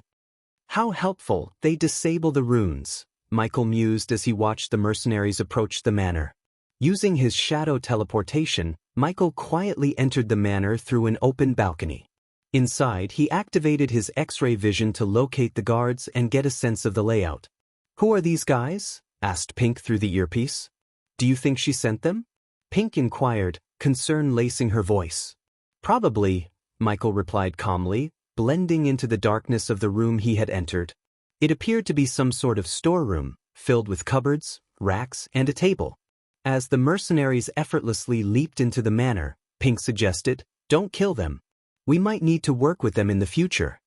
Michael couldn't help but chuckle. "I'm hurt.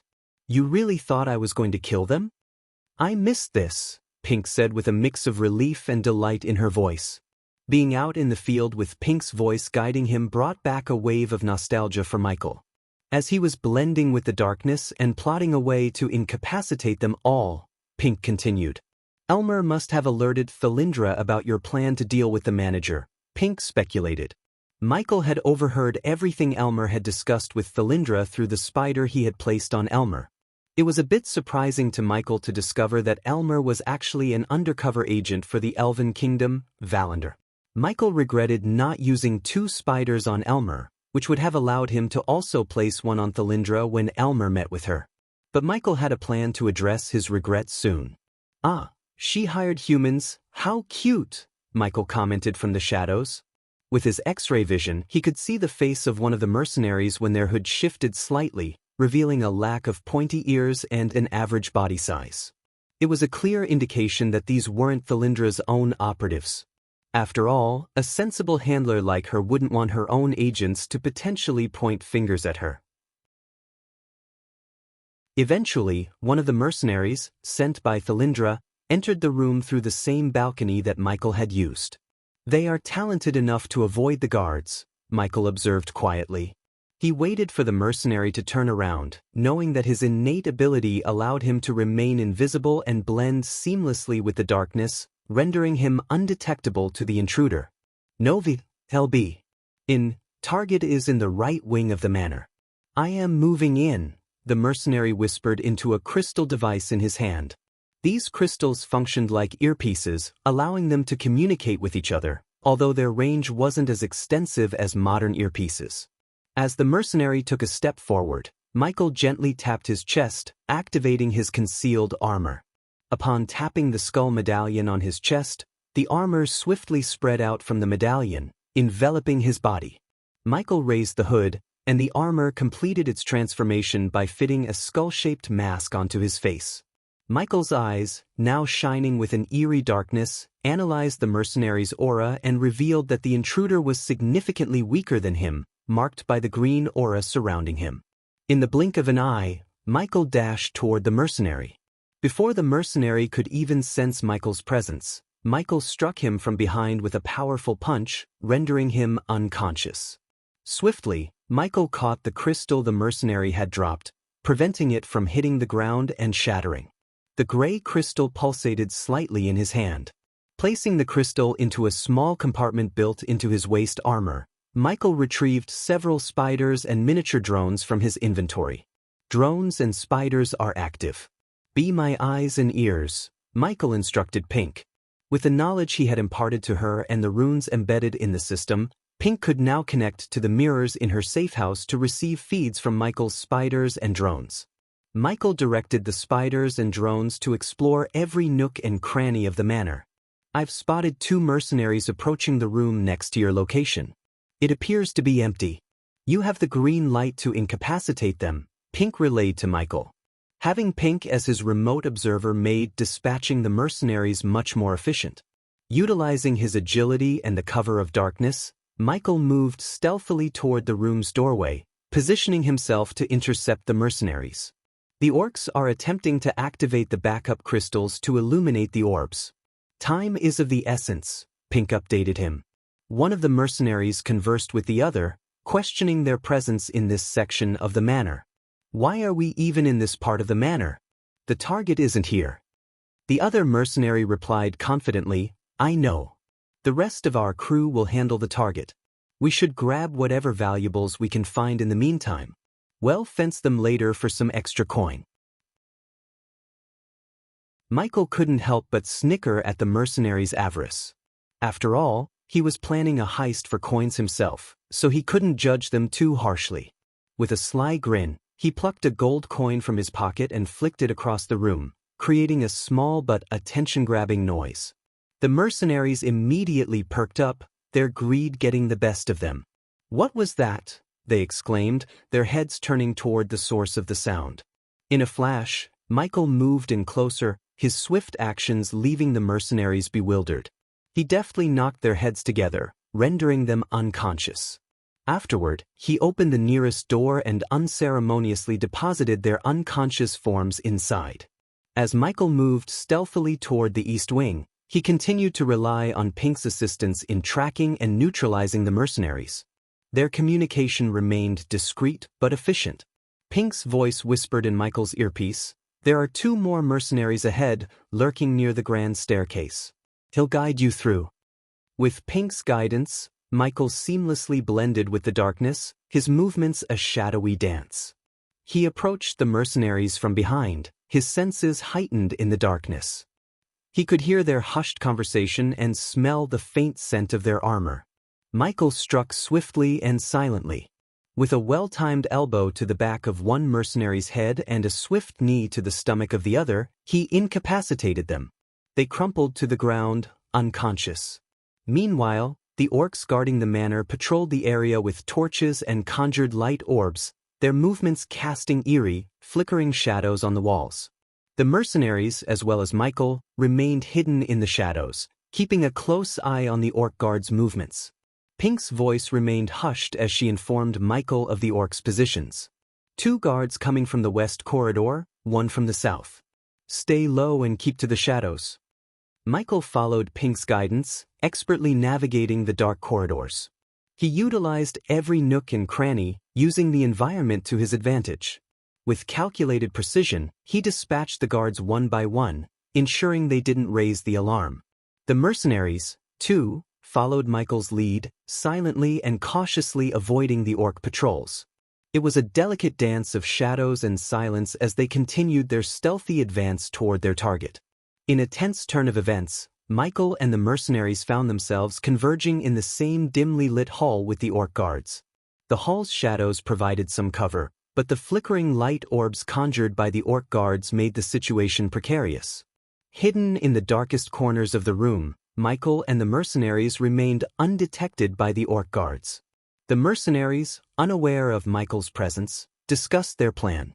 "We need to be quick," one of the mercenaries whispered. "The manager's room is just down the hall." Meanwhile, Pink's voice came through Michael's earpiece, a thread of anxiety in her tone. "You're surrounded by guards, and the mercenaries are closing in on you. Be careful." Michael knew he had to act swiftly to take down the mercenaries without alerting the orc guards. As the mercenaries moved closer, he bided his time, waiting for the perfect moment. The situation was becoming increasingly precarious. The orc guards, growing frustrated with the sporadic darkness, muttered curses and threats. One guard grumbled, "By the gods, these orbs are useless. How are we supposed to guard anything in this darkness?" Pink chimed in, her voice tinged with concern, "Ghost, they're almost on you. You need to move now." With precision born of years of experience, Michael struck. He lunged from the shadows, taking advantage of a flickering light orb to mask his approach. In a blur of motion, he incapacitated the mercenaries one by one, rendering them unconscious without a sound. As the mercenaries crumpled to the floor, Michael swiftly dragged their bodies into the deepest recesses of the hall, hiding them in the shadows. It was a delicate dance, avoiding the orc guards and their feeble light sources while concealing the fallen mercenaries. Pink breathed a sigh of relief through the earpiece. "Nicely done, Ghost. Now, continue toward the manager's room. We're running out of time." With the mercenaries dealt with and the orc guards none the wiser, Michael resumed his stealthy advance, leaving no trace of the confrontation behind. With the mercenaries out of the picture, Michael proceeded stealthily through the manor's east wing, nearing the manager's room. However, just as he was a mere few doors away from his target, the orc guards, in a desperate move, activated the backup crystals. The result was an abrupt illumination of the manor as the runes and light orbs sprang to life, bathing the manor in light. As the light flooded the hallway, the distant orc guards noticed the unconscious mercenaries sprawled on the floor and shouted in alarm. "Hey, lads, we got trouble here. Some folks tried to intrude," yelled one orc guard. "What? Who the hell got past us? Sound the alarm. Call for backup." Another orc barked. "Be quick. They might be after the manager." A third orc exclaimed. Ignoring the chaos, Michael activated his X-ray vision. Simultaneously, Pink's voice sounded in his ear with a mix of shock and surprise. "Ghost, you need to make your move now. Someone else has entered the manager's room, and he doesn't look like a mercenary," urged Pink, pushing Michael to storm the room without wasting a second. Chapter 1100. Assassin's Guild Invitation 2. Chapter 1100. Assassin's Guild Invitation 2. Michael pushed open the door and was met with a gruesome sight. A figure, draped in crimson-red robes, stood beside a pale-skinned man, who was tightly bound to a chair. The man's throat had been cruelly slit, and blood gushed out, pooling around the chair's legs. As Michael entered, he immediately recognized the figure in crimson, the Angel of Death, the same enigmatic being he had encountered at Raynar's temple. There was an eerie familiarity in those crimson eyes. The Angel of Death greeted Michael with a sinister grin and waved his hand casually, shutting the door behind Michael. "Welcome, dear John," the angel purred, his voice chilling as death itself. "What did you do?" Michael demanded, his voice quivering with a mixture of anger and dread. The Angel of Death chuckled, his crimson eyes glinting with an unsettling amusement. "The manager, you see, has called forth for death. It is only my duty to grant him the sweet release he desires." Michael was taken aback. "Why?" he asked, his voice still firm despite the shock. The angel merely shook his head, his smile never fading. "Asking why is not my duty, dear John. My duty is to grant death." The Angel of Death chuckled softly, his eerie crimson eyes locked onto Michael's. "Ah, John, he mused, using the name Michael had given to everyone in this world. Such a simple name, one that everyone forgets easily. Obviously, it's a fake name, but I don't ponder the real names of those I meet. My duty is singular, after all. The Angel of Death surprised Michael with his swiftness, slicing through the manager's wrist with a single, graceful swing of his crimson dagger. Blood sprayed from the severed limb, and the angel nonchalantly tossed the severed arm toward Michael. "Is this what you were looking for, John?" he asked in a cool, detached tone. Michael was stunned and surprised by the sudden turn of events. He hadn't expected the Angel of Death to be involved in this macabre scene. "I know all about your little robbing plan," the Angel of Death continued. "But you don't have to fear me. I have no interest in your game." Michael carefully placed the bloody wrist in his system storage, his mind racing with questions. He couldn't shake the feeling that the Angel of Death's presence here was about something more than just the manager's death. "Why are you here?" Michael asked, his voice steady but laced with curiosity. "I know you didn't come just to kill this man." The Angel of Death chuckled softly, his crimson robes swaying as he did. "You're correct," he admitted, his pale face devoid of emotion. "I'm here because what better place is there for an Angel of Death to invite someone than in a place where he's just claimed a soul? Irony, wouldn't you say?" Michael furrowed his brow, sensing that this encounter was far from ordinary. He couldn't help but ask, "Invitation to what?" The Angel of Death's gaze bore into Michael's, and he said in a tone that sent shivers down his spine, "An invitation to join the Death Merchants." "I told you I'd be watching you," the Angel of Death remarked calmly, his crimson dagger still gleaming with the manager's blood. Michael was in shock. He hadn't sensed the presence of the Angel of Death, but it was now obvious that the enigmatic assassin had been following his every move. In response, Michael activated his eyes of darkness and saw a pulsating red aura around the Angel of Death. It was a clear indication that this angelic assassin was far stronger than he was. "It's time we initiate a fellow assassin into our secret guild," the Angel of Death said, his voice like a whispering shadow. Michael, realizing the urgency of the situation, spoke quickly. "We should relocate to a safer place. The orcs will soon storm this room."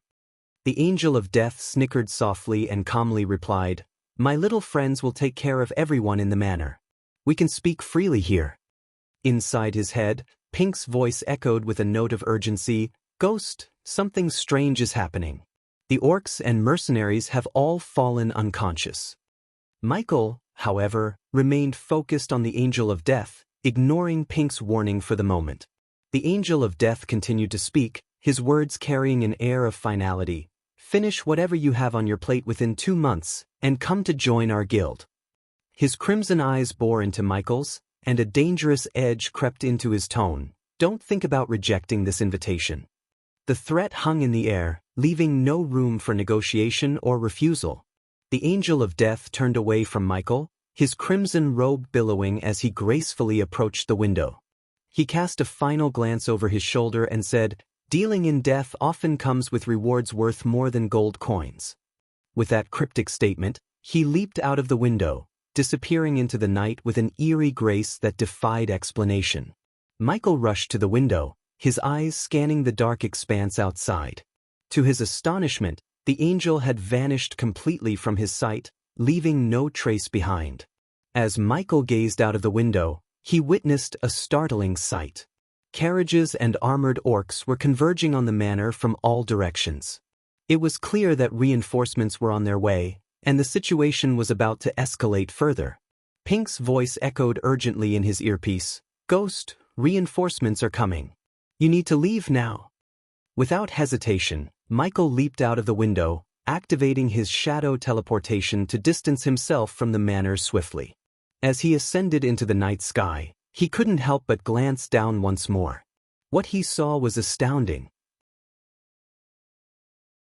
Countless orcs and soldiers in gleaming armor had surrounded the manor, their torches and light orbs creating an eerie, surreal glow in the darkness. The situation had turned into a full-blown crisis, and Michael had narrowly escaped it. Returning to the Vilnius gang hideout, Michael called Elmer and the heist crew together. Elmer, in his role as a gang member, asked with a mix of curiosity and concern, "How did everything go, John?" Inside, Michael couldn't help but be amused by Elmer's convincing act. He decided to play along and allow Elmer to believe he was just another member of the gang. With a flick of his wrist, a severed hand materialized in his grasp. He tossed the gruesome offering onto the table, and Elmer's eyes widened in shock at the sight. Michael calmly stated, "Now we have the rune, and it's time to take our heist to the next stage." Elmer, still clearly affected by the severed hand, asked hesitantly, Did you kill the manager?" Michael tilted his head slightly and asked in return, "Why do you care?" Elmer quickly responded, "Killing the manager would bring unnecessary heat on the gang. We don't want the authorities sniffing around." Michael chuckled coldly, his eyes gleaming with a calculating edge. "I'm not an amateur, Elmer. I don't leave behind evidence. The authorities will be scratching their heads, trying to figure out what happened at that manor." Michael's gaze shifted to the orcs and dwarves who stood behind Elmer. His eyes bore into each of them with an intensity that sent shivers down their spines. In a voice that dripped with chilling coldness, Michael warned, "If any of you even think about double-crossing me, I will cut you to pieces and scatter your remains so far and wide that not even your mothers or wives will be able to identify you." The threat hung heavily in the air, and the two dwarves, their voices stuttering, quickly assured, "We wouldn't dare, John. We're loyal to the gang." Michael turned to Elmer and said, "Prepare everything for the heist tomorrow." Elmer, caught off guard by the sudden change in plans, stammered, I thought the heist was scheduled for today." Michael, his tone casual, replied, "Plans change, Elmer. Just do as I tell you and everything will go smoothly." Elmer didn't say anything, but inwardly he was shocked. He had informed Thalindra that the heist would happen today, and now John had suddenly altered everything. He knew better than to display his emotions on his face. John was far more cunning than he appeared. As Michael dismissed the orcs and dwarves with a wave of his hand, they quickly exited the room. However, just as he reached the door, Michael called Elmer back. "Elmer," Michael said, "keep an eye on Vilnius." Elmer nodded in acknowledgement and then left the room to carry out his new orders. Michael settled into the ornate throne after Elmer's departure. As he made himself comfortable, Pink's voice chimed in through his earpiece. "Why did you tell Elmer to keep an eye on Vilnius?" she inquired. N-0V1 Michael chuckled softly and replied, "Just to throw Elmer off the scent for a bit, keep him guessing." Pink, ever efficient, immediately responded, "Elmer is heading back to the city, probably to establish contact with Thalindra, his handler." Michael's tone remained cold and composed as he instructed, "Find out how Elmer establishes contact with Thalindra. We need to know everything." With their plan now set in motion, Michael leaned back on the throne, ready to dive into the next phase of their ambitious heist. In the stillness of the dimly lit room, Michael retrieved a red metal plate adorned with an intricate golden emblem. The emblem depicted a skeletal figure, one hand gripping a scythe, the other clutching a pouch. As he held the plate in his hand, Michael found himself pondering the cryptic intentions of the god of death and his angels. "What are they playing at with this guild?" he muttered under his breath. With a flick of his wrist, he turned the metal plate, revealing a blank, featureless back. He continued to contemplate the uncertain path that lay ahead, asking himself, "What awaits me in this guild of shadows?"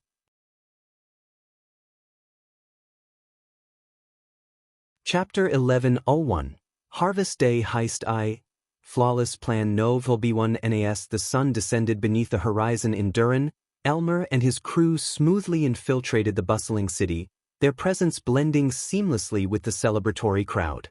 The upcoming Harvest Festival, slated for the day after tomorrow, had momentarily relaxed the vigilance of the city guards. Their focus had shifted towards identifying potential threats, primarily anyone carrying weapons or volatile alchemical substances, which Elmer and his crew cleverly circumvented by storing their tools in specially designed space rings. Elmer's voice resonated softly through his earpiece as he reported their successful entry into the city. "We're inside the city." "Good," Michael's voice replied in his head, a technological marvel that still left Elmer in awe. The power of these tiny devices allowed them to communicate effortlessly across vast distances. The clothing store owner is closing up shop and preparing to immerse himself in the festivities. "It's your cue," Michael informed John, who was diligently monitoring the unfolding situation from his remote location, with the spider feeds granting him a comprehensive view of their surroundings. "We're en route," Elmer replied as he navigated the lively crowd, making his way toward Eden's Garden, the coveted target, with the adjacent clothing store offering a discreet entry point for their impending heist. As Elmer and his crew approached their destination, they found themselves immersed in the heart of the festive crowd. Laughter, music, and the enticing aroma of street foods filled the air, while colorful stalls adorned with trinkets and delicacies lined the bustling streets. The night sky was illuminated with breathtaking fireworks, exploding in a mesmerizing display of vibrant colors, drawing exclamations of wonder and joy from the revelers. "Look at those fireworks, they're incredible," one spectator exclaimed, craning their neck to catch a better view. "Did you try those candied apples? They're amazing," chimed in another, holding up a sticky, glistening treat. Elmer momentarily allowed himself to be captivated by the festive atmosphere. He couldn't help but steal a glance at the bursting fireworks overhead. But Michael's voice crackled in his earpiece, snapping him back to the task at hand. "Elmer, stop gawking at the fireworks and get to the clothing store," Michael's voice urged, a reminder that their mission required unwavering focus amid the distractions of the celebration. With a nod, Elmer directed his crew towards the adjacent clothing store, determined to stay on course and execute their plan with precision. As Elmer and his crew reached their destination, they found themselves standing before Eden's Garden, a grand and alluring establishment. The adjacent clothing store, a two-story building made of colorful marble stones, displayed a fashionable mannequin behind a glass window, its garments catching the dim light of the evening. "Enter the building through the back door," Michael's voice instructed, guiding Elmer's crew towards their next move. The task of bypassing the entrance fell upon Elmer, who received a playful challenge from Michael. "Impress me with your lock-picking skills," Michael's voice, tinged with amusement, came through the earpiece. Elmer couldn't help but chuckle at the friendly banter between himself and Michael. "Get ready to be amazed," he quipped before making his way to the rear of the building. Meanwhile, the two dwarves in the crew, ever resourceful, set to work with a clever distraction. They approached the glowing orbs adorning the surroundings, deftly draping dark cloths over them to obscure the area, casting shadows that concealed their actions. Elmer focused on the task at hand, using his lockpick tools with practiced finesse. In a matter of moments, the lock yielded to his skill, and the door silently swung open. "Good," Michael's voice echoed in approval through the earpiece, signaling the crew to proceed with their mission. Inside the clothing store, the dimly lit interior revealed a myriad of elegant garments and shelves neatly displaying various accessories. The soft, ambient light cast a warm glow over the mannequins and racks of clothing, giving the space an inviting ambience.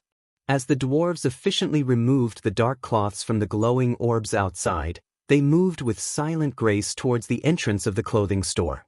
Once inside, they carefully closed the door behind them, ensuring their entry remained unnoticed in the bustling festival crowd outside.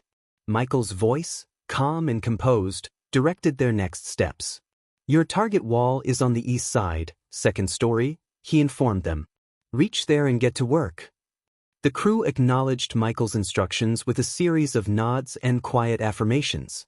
The crew proceeded cautiously up the creaky wooden stairs, their movements deliberate to avoid any undue noise.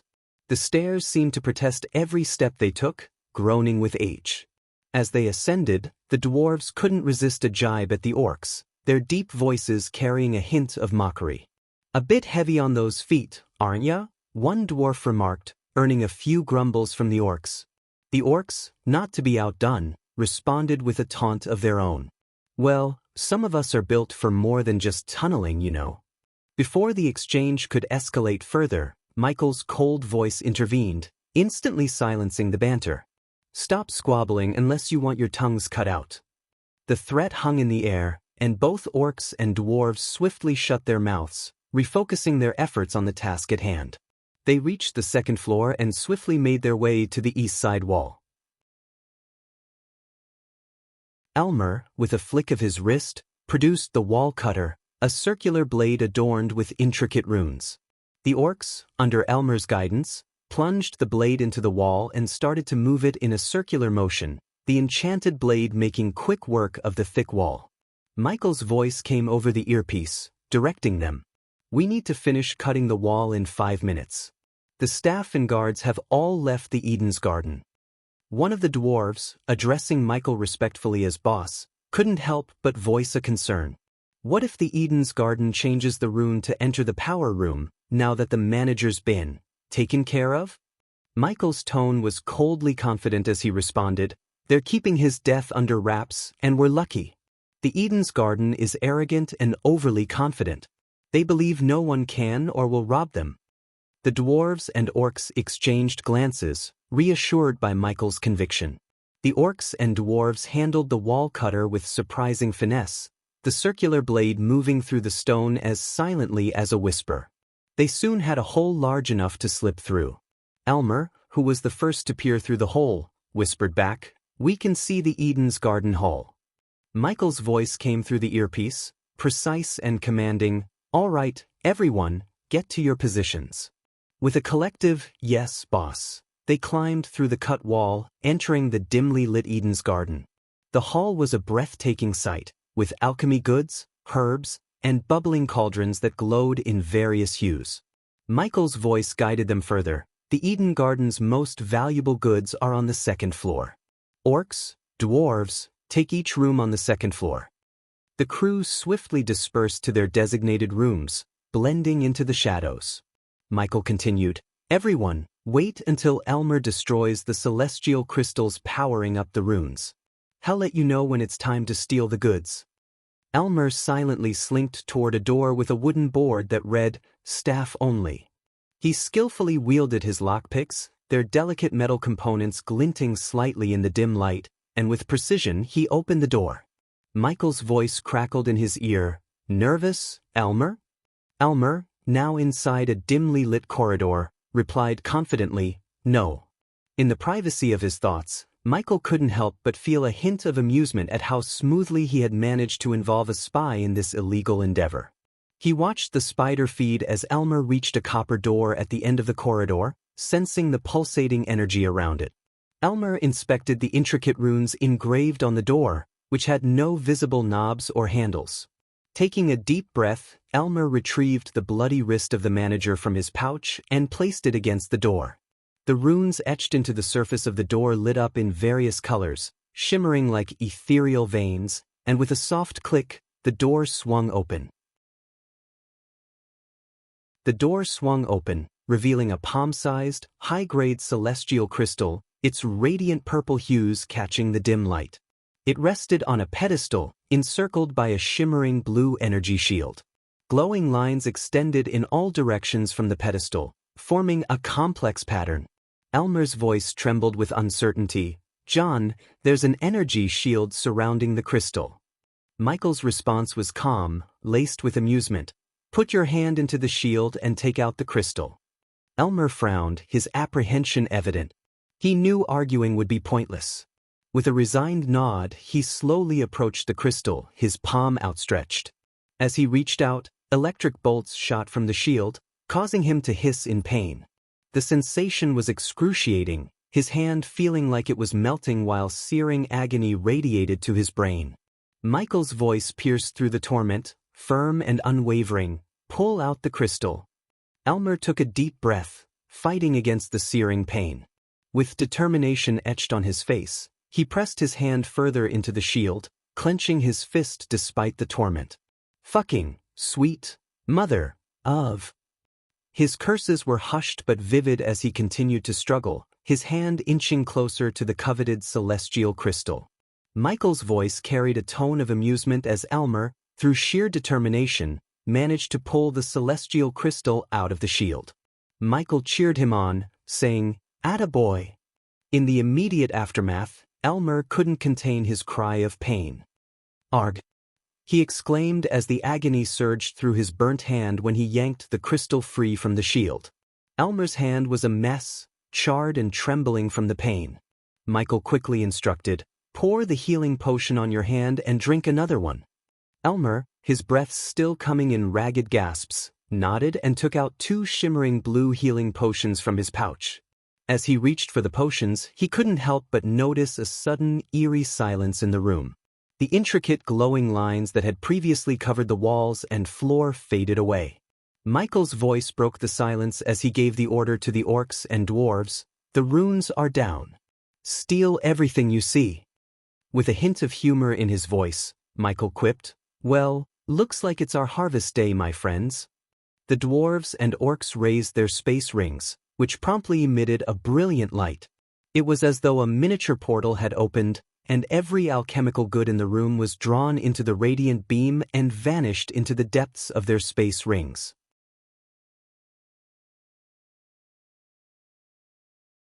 Chapter 1102, Harvest Day Heist 2, Rats in the Midst. As the stolen alchemical treasures vanished into their space rings, one of the dwarves couldn't help but mutter, "There's so much more we could grab." The allure of wealth and rare alchemical ingredients was hard to resist, especially when they were laid out in such abundance. However, Michael knew better than to let greed cloud their judgment. He responded with a stern warning, his voice tinged with urgency, "Greediness will land us in prison." His years of experience had taught him the value of discretion and timing. "Backup crystals will power up in 2 minutes, he continued, emphasizing the need for haste. "We leave through that door in 1 minute.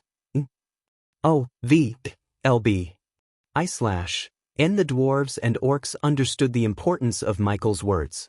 With reluctance, they began to make their way towards the exit, their space rings filled with their ill-gotten gains. As the dwarves and orcs hurriedly made their way toward the exit, Michael contacted Elmer through the earpiece. "Watch the dwarves and orcs closely," he instructed, his voice filled with caution. "Make your way out of the building." Elmer acknowledged with a quick, "Roger that," and started his own exit from the power room. His eyes fell on the high-grade celestial crystal, now in his possession. Uncertain of what to do with it, he asked Michael, "What should I do with this celestial crystal?" Michael's response carried a touch of humor, even in the midst of their risky heist. "We're here to rob, aren't we? Take the crystal with you." It was a reminder that their primary objective was to secure valuable goods, and this crystal certainly fit the bill. Elmer carefully placed the celestial crystal into his space ring, making sure it was secure. With their stolen treasures in tow, he continued to make his way out of the power room. In the dimly lit main hall of the Eden's Garden, the 2 dwarves, for orcs, and Elmer came together, their stolen treasures secure in their space rings. An orc spoke up, his voice filled with admiration. "John really outdid himself this time. Everything went so smoothly." Another orc chimed in, nodding in agreement. "Yeah, credit where it's due. John really impressed me." The 2 dwarves, however, were less enthusiastic about their exit. Greedily eyeing the remaining valuables in the hall, one of them grumbled, "We're leaving so much behind. We should clean this place out." To this, Michael responded with a sly sense of humor. "I can still hear you," he remarked, causing the dwarves to lower their voices and share a nervous chuckle. Elmer, ever the cautious one, intervened. "As much as we'd all love to stay and plunder further, we need to get out of here. The backup crystals will activate soon, and we don't want to be around when that happens."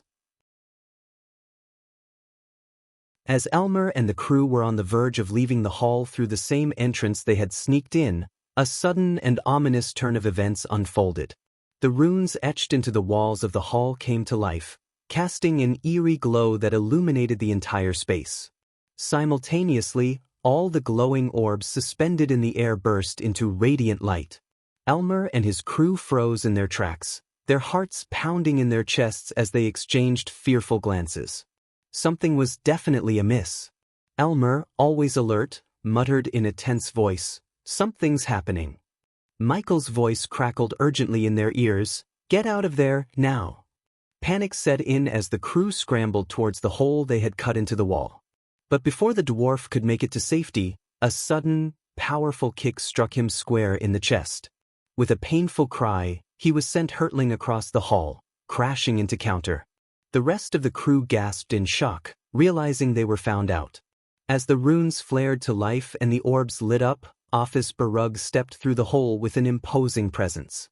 His armor clanked with each step, and his sharp eyes scanned the intruders with a mix of surprise and anger. At the same time, the distant sound of heavy boots echoed as several armored orcs rushed into the building through the front door. Elmer, trying to maintain his composure, called out frantically, "John, we've got trouble." Michael's voice came through the earpiece, steady and reassuring, "Keep calm. They'll get you out of there." But panic gripped one of the dwarves, and he rushed at Barug, brandishing a battle cry and a string of curses. The defiant dwarf shouted, "I won't go down without a fight." With a cold, calculated precision, Barug responded by delivering a swift and powerful kick, connecting with the dwarf's chest. The dwarf let out a gasp as the impact sent him sprawling backward, unconscious.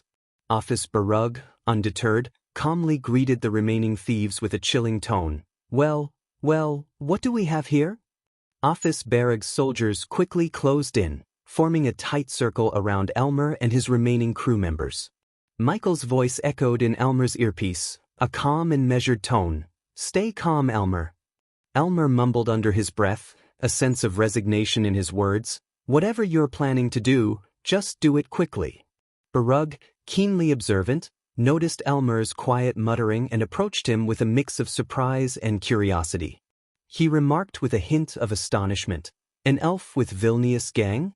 You must be Elmer, the infamous thief among the Vilnius gang. I've been searching for you for a long time." Barug's imposing figure stood before Elmer, his eyes locked onto the elf with a sense of determination. He declared, "I've been waiting for this day." Suddenly, Barug plucked the earpiece from Elmer's ear with a quizzical expression, muttering to himself, "What do we have here?" His large Orcish fingers deftly held the small device, and he examined it in wonder. His surprise was evident as he marveled at its capabilities, addressing his soldiers with the earpiece in hand.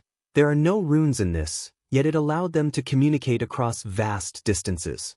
The rune masters and scholars will have a field day with this." Turning his attention back to Elmer, Barug's tone became more stern. He demanded, "Who are you talking to, elf?" Elmer, now defiant and uncooperative, replied, "I'm not telling you shit." Barug couldn't help but let out a deep, guttural laugh at Elmer's defiance. His laughter was cruel and mocking as he observed the elf. Without warning, he unleashed a powerful punch to Elmer's gut.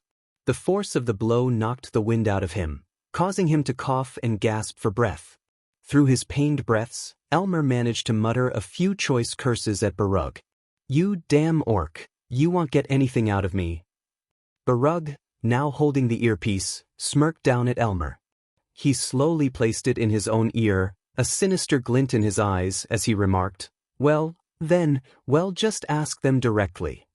"I wonder who might be the genius behind this device," Barug muttered, still skeptical about its functionality.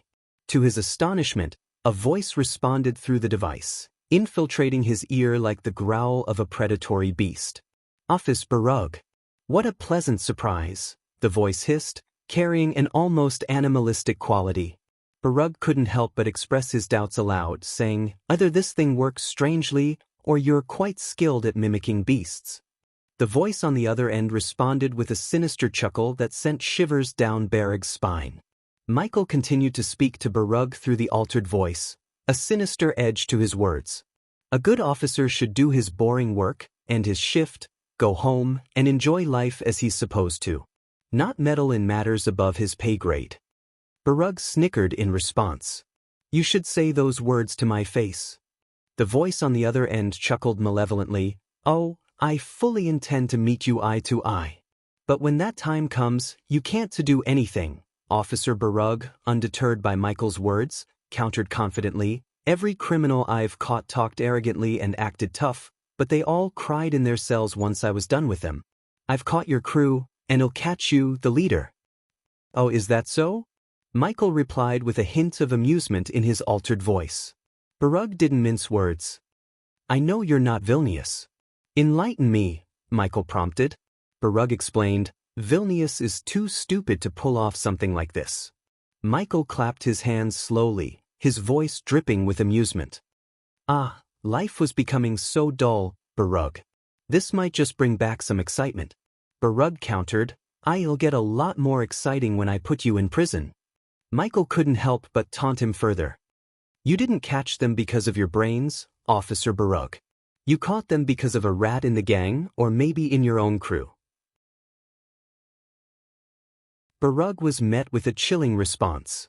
Expect to find more bodies in the upcoming days. Michael added with a touch of amusement, cleaning out the rats is a necessary task after all. Barug cautioned, you don't want to raise the robbery charges to murder charges. Michael chuckled darkly, it's cute to hear those words again. Laugh all you want. Under the law, you are nothing but criminal scumbags, Barug retorted. Michael responded confidently, law doesn't apply to me or my crew, officer, Barug countered. Your crew will sing a different song when I put them in prison. But then, to Barug's astonishment, the words Michael was speaking started to emanate openly outside the earpiece. Michael's voice reverberated as he declared, I'm not doing this for fun. I'm a professional. How can a professional like me leave his crew behind? The room's lights flickered ominously as Michael continued speaking, sending shivers down the spines of Elmer and the crew. Barug too heard the voice, and it warned, I wish to see you, Officer Barug, and you'll get that chance sooner than you expect. Suddenly, everything plunged into pitch-black darkness.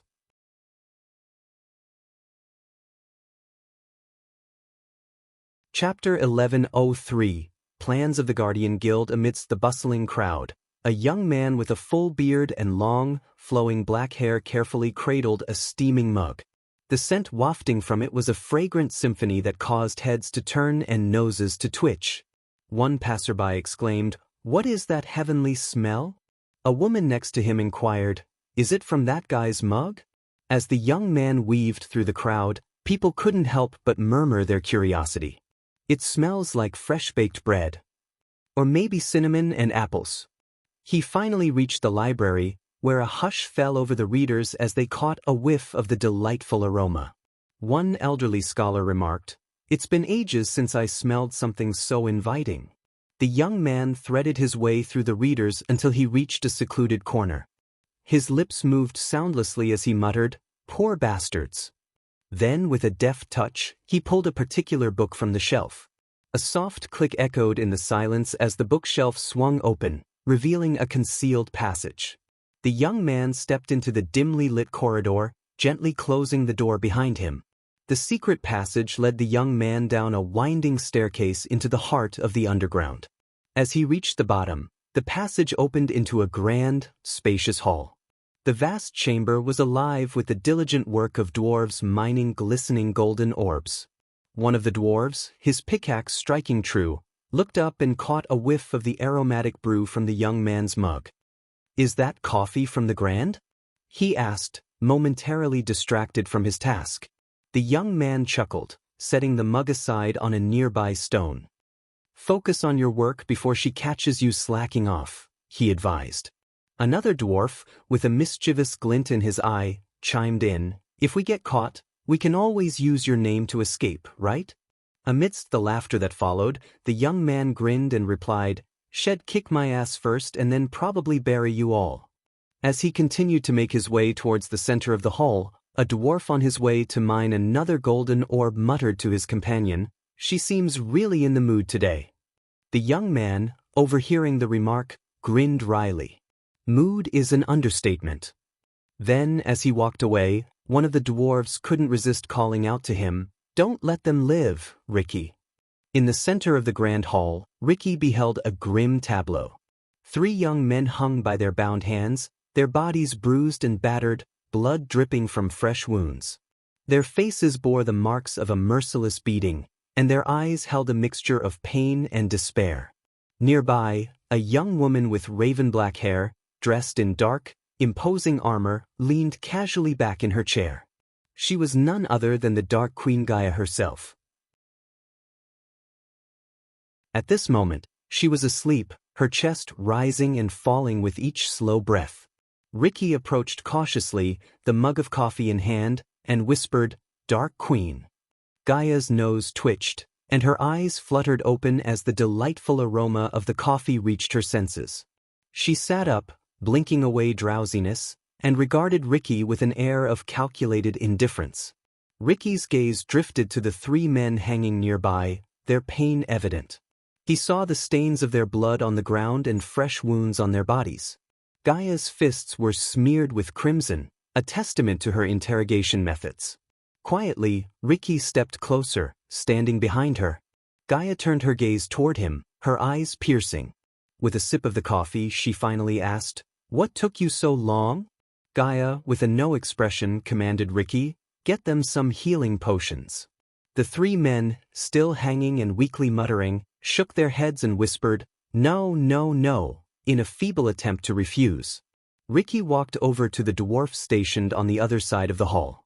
With a simple nod, he signaled the dwarf, who promptly pulled down a lever.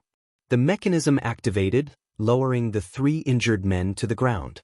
Now, on the floor, they looked up at Ricky with desperation in their eyes and muttered weakly for help. "Please, help us." Ignoring their pleas, Ricky swiftly reached for the gleaming blue potions and, with gentle but firm hands, forced the liquid down their throats. Almost instantly, the magical elixir began its work. Their wounds closed, the bruising faded, and a renewed light of vigor returned to their eyes. The moment the three men were healed and regained enough strength to shout, they began pleading with Gaia, their voices trembling with desperation. "We don't know anything," one of them cried out. Ricky, having returned to Gaia's side and now standing behind her, felt no pity for the men. They held the secret to something that could turn the Guardian Guild into a superpower once again.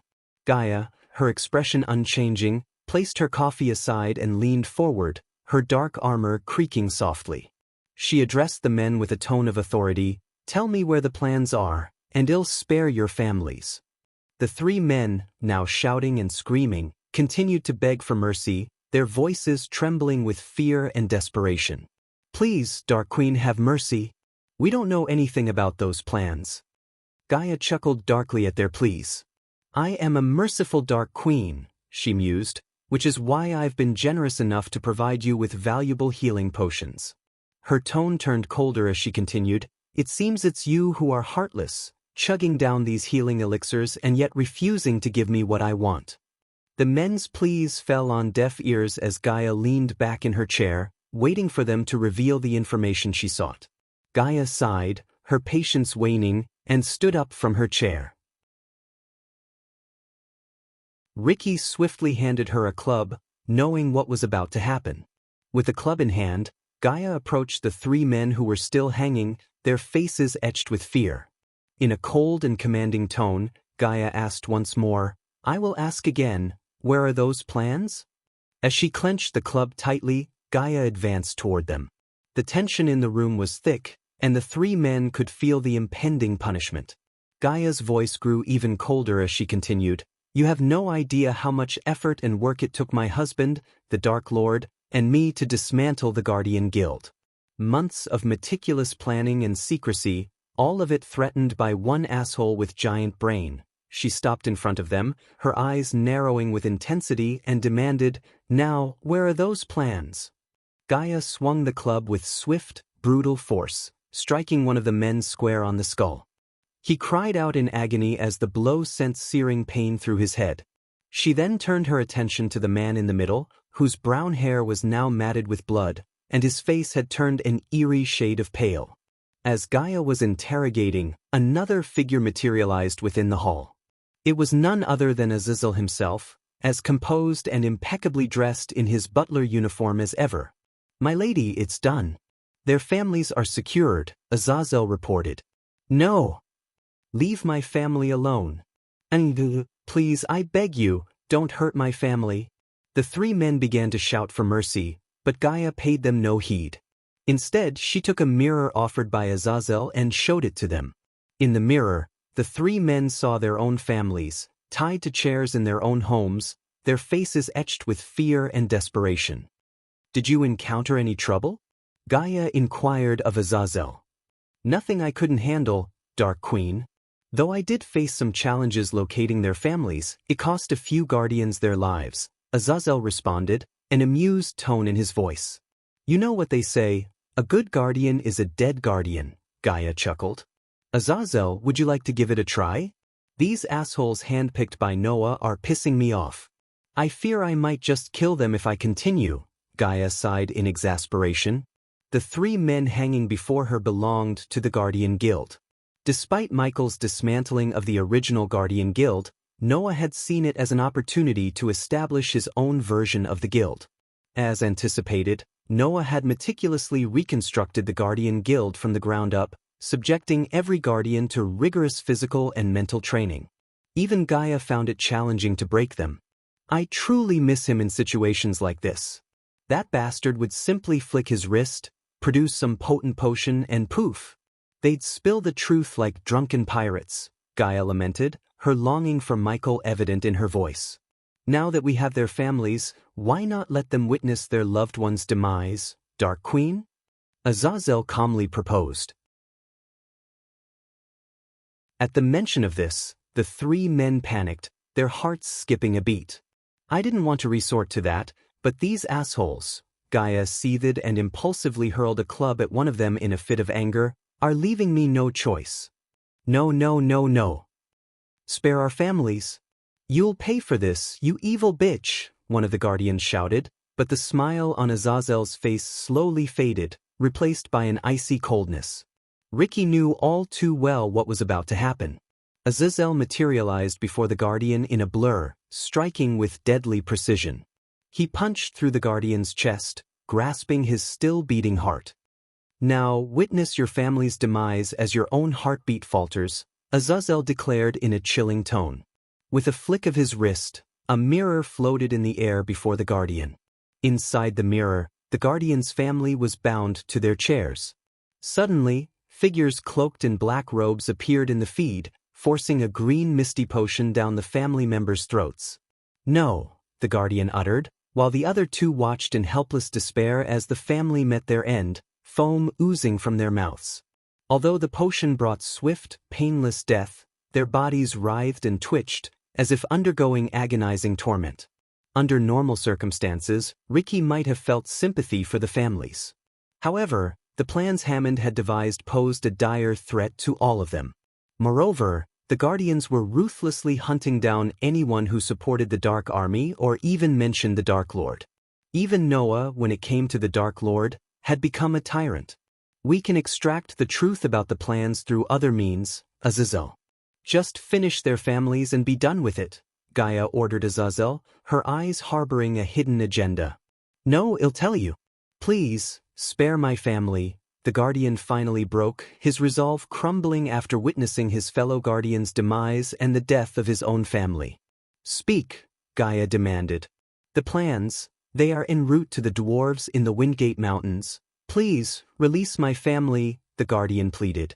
Windgate dwarves, the rising guild of the proud dwarves, Gaia mused. Azazel, inform Arya to take care of it. I want those plans on my desk by tomorrow, Gaia instructed as she turned her attention to the dwarves who were diligently mining. If anyone breathes a word about what transpired here, you know the consequences, right? Gaia questioned the dwarves, who froze in their tracks. These 20 dwarves were fiercely loyal to the Dark Lord, yet Gaia maintained a tight leash on them. Yes, Dark Queen, they chorused in unison. However, just as Gaia was preparing to depart, a portal materialized before her, and Daniel rushed out with blood-stained hands. Dark Queen, Daniel exclaimed in a panic, causing Gaia to furrow her brows. What happened? She inquired. It's Cindy. She. Daniel stuttered, clearly in shock. Gaia's heart skipped a beat upon hearing his words. She swiftly moved to grab Daniel by his collar. What happened to her? Gaia's voice reverberated throughout the mine. An undead bit her. She's not healing. Daniel replied, shocking everyone present.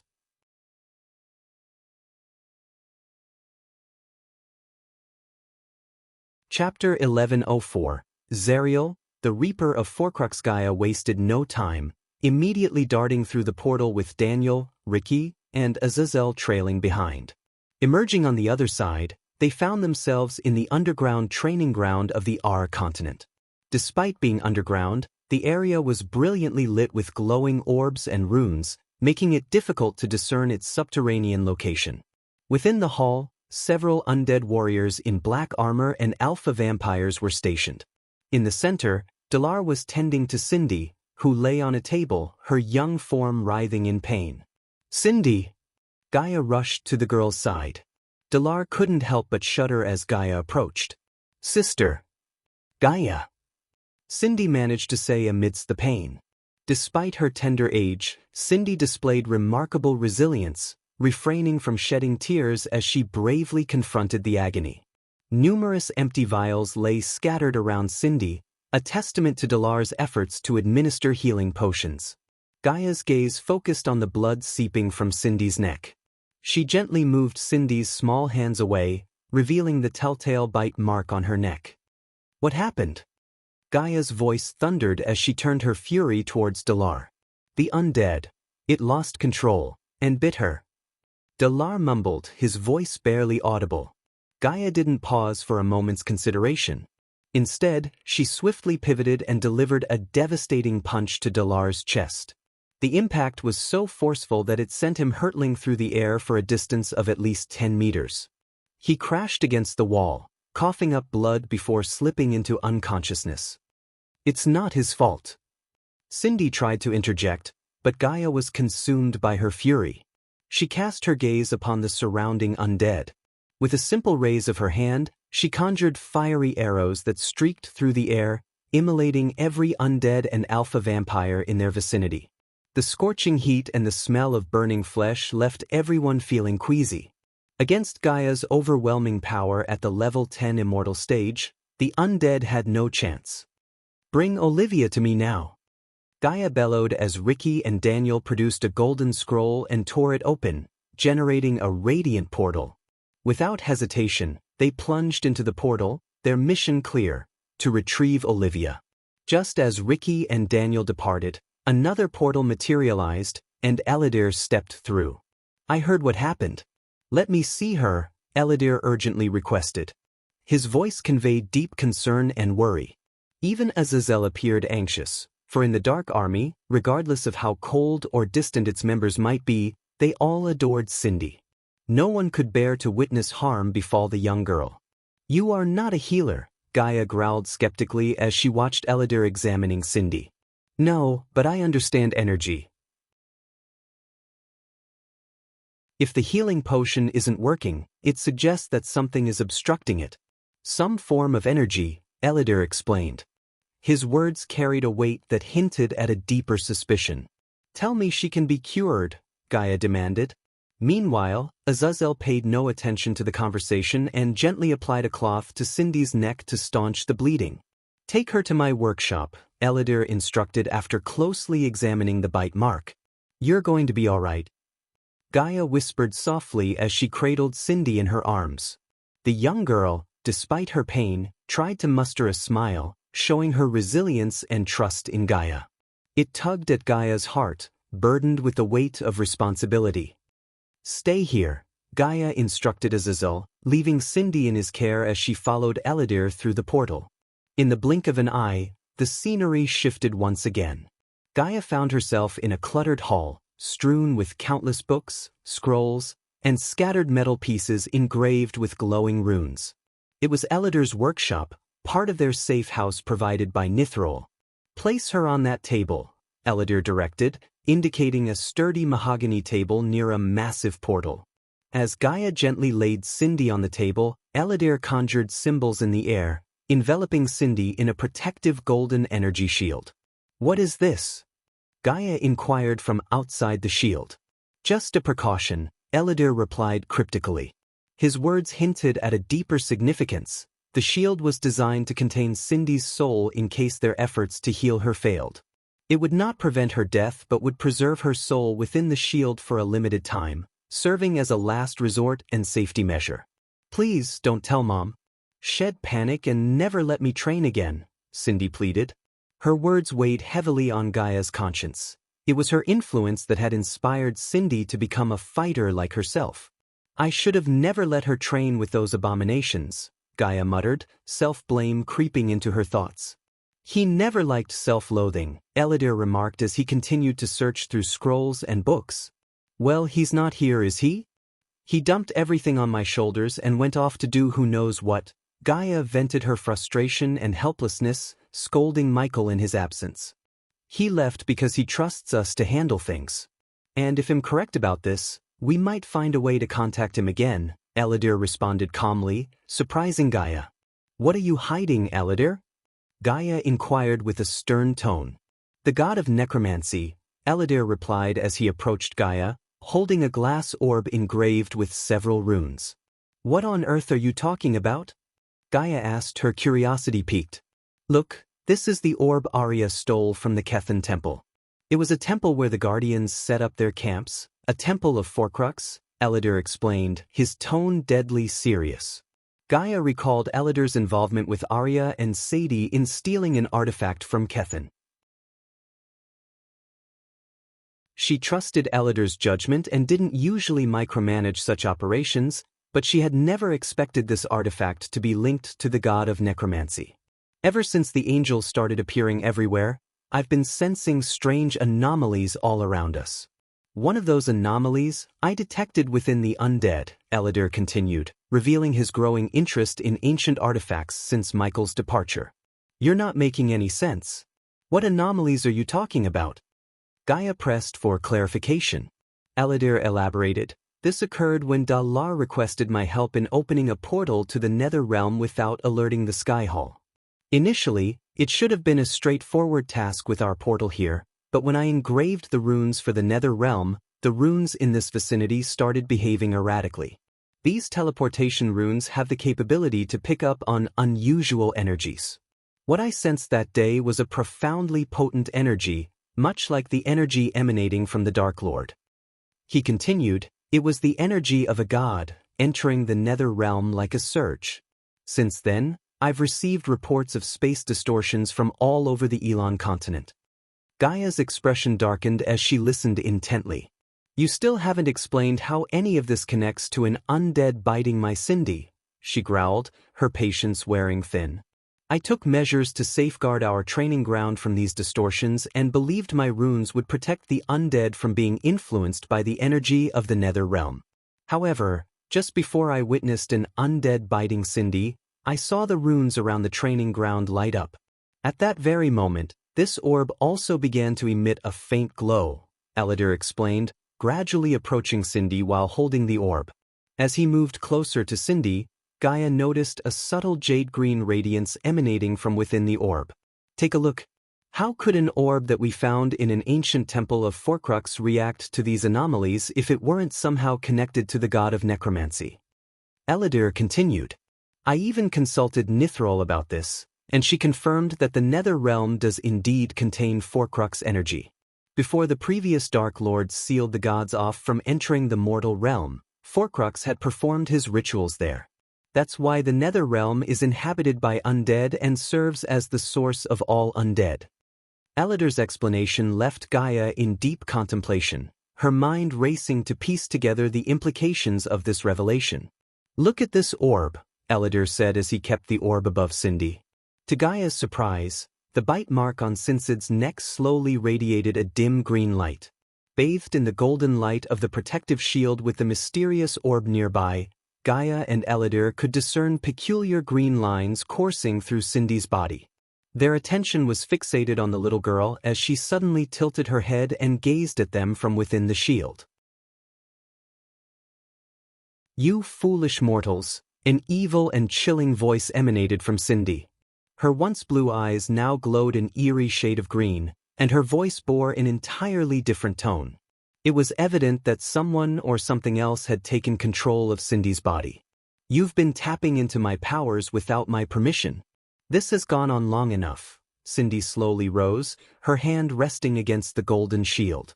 She tilted her head, regarding Gaia and Eladir with an unsettling coldness. Who are you? Eladir inquired, while Gaia clenched her fists in readiness to unsheath her sword. You can call me Zariel, the Reaper of Forcrux.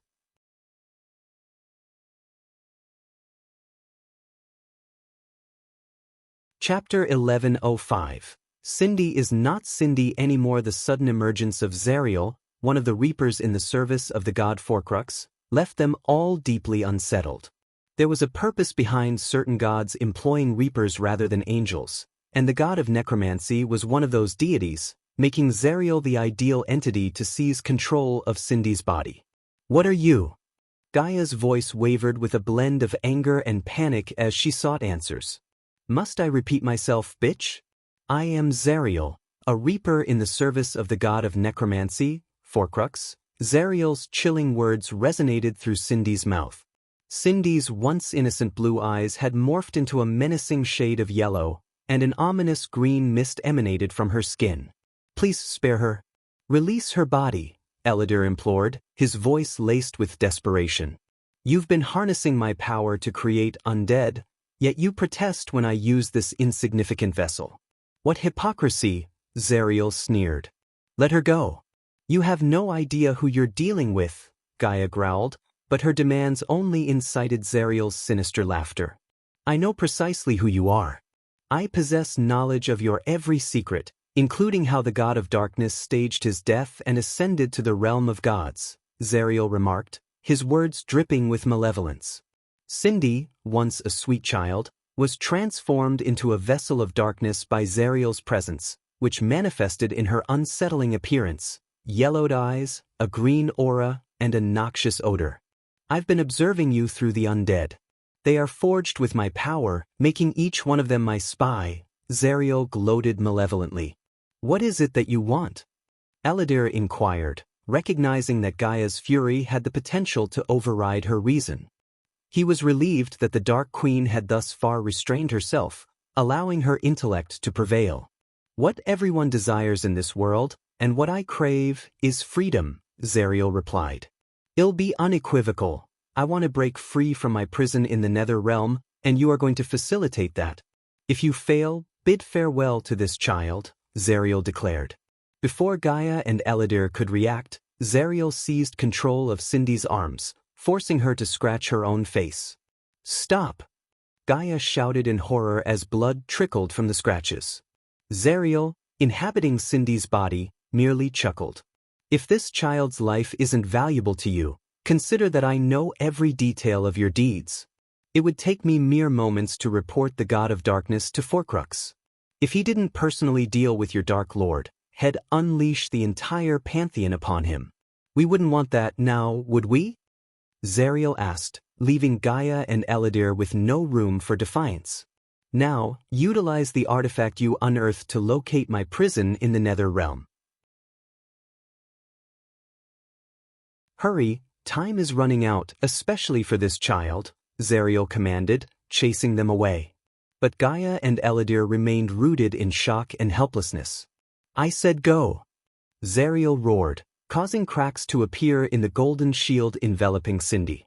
He then raised her arm and twisted it, breaking it with a sickening snap. No! Elidar cried out. Please, don't hurt her. Gaia pleaded, but Zariel merely laughed, leaving Cindy's arm grotesquely contorted. We're going. Elidar grabbed Gaia by the hand and led her out of the hall. Once they were outside the hall, Gaia vented her fury by punching the wall, causing it to crumble. I'm going to kill him, tear him apart. Gaia roared, her eyes welling up with tears. We must do as he says, Dark Queen, Elidar advised. This orb, Elidar examined the glass orb in his hands. Did this wake him up? Elidar inquired cautiously. Gaia directed her fierce gaze at Elidar. She couldn't help but wonder if Elidar's excavation of the orb had indirectly led to Cindy's possession by Zariel. Feeling the intensity of Gaia's glare, Elidar instinctively took a step back. However, a teleportation vortex materialized nearby, sparing Elidar from Gaia's wrath. Gaia, what happened to Cindy? Let me see her. Olivia emerged from the portal, her face etched with panic and concern. Don't go inside, Eladir halted Olivia, with Ricky and Daniel following closely behind her as they stepped out of the vortex. But Azazel said she's here. Where is she? Olivia inquired anxiously. What happened? Olivia's gaze shifted from the cracked walls to the murderous intent in Gaia's eyes and the worry in Eladir's voice. Dread washed over her as she considered the worst.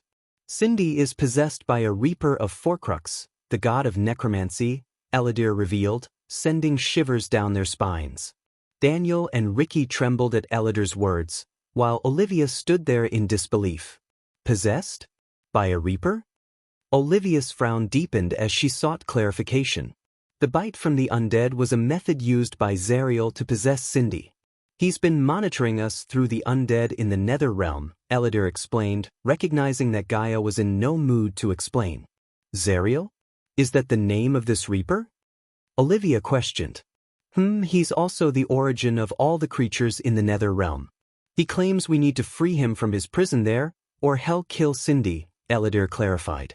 Let me see her, Olivia insisted in shock.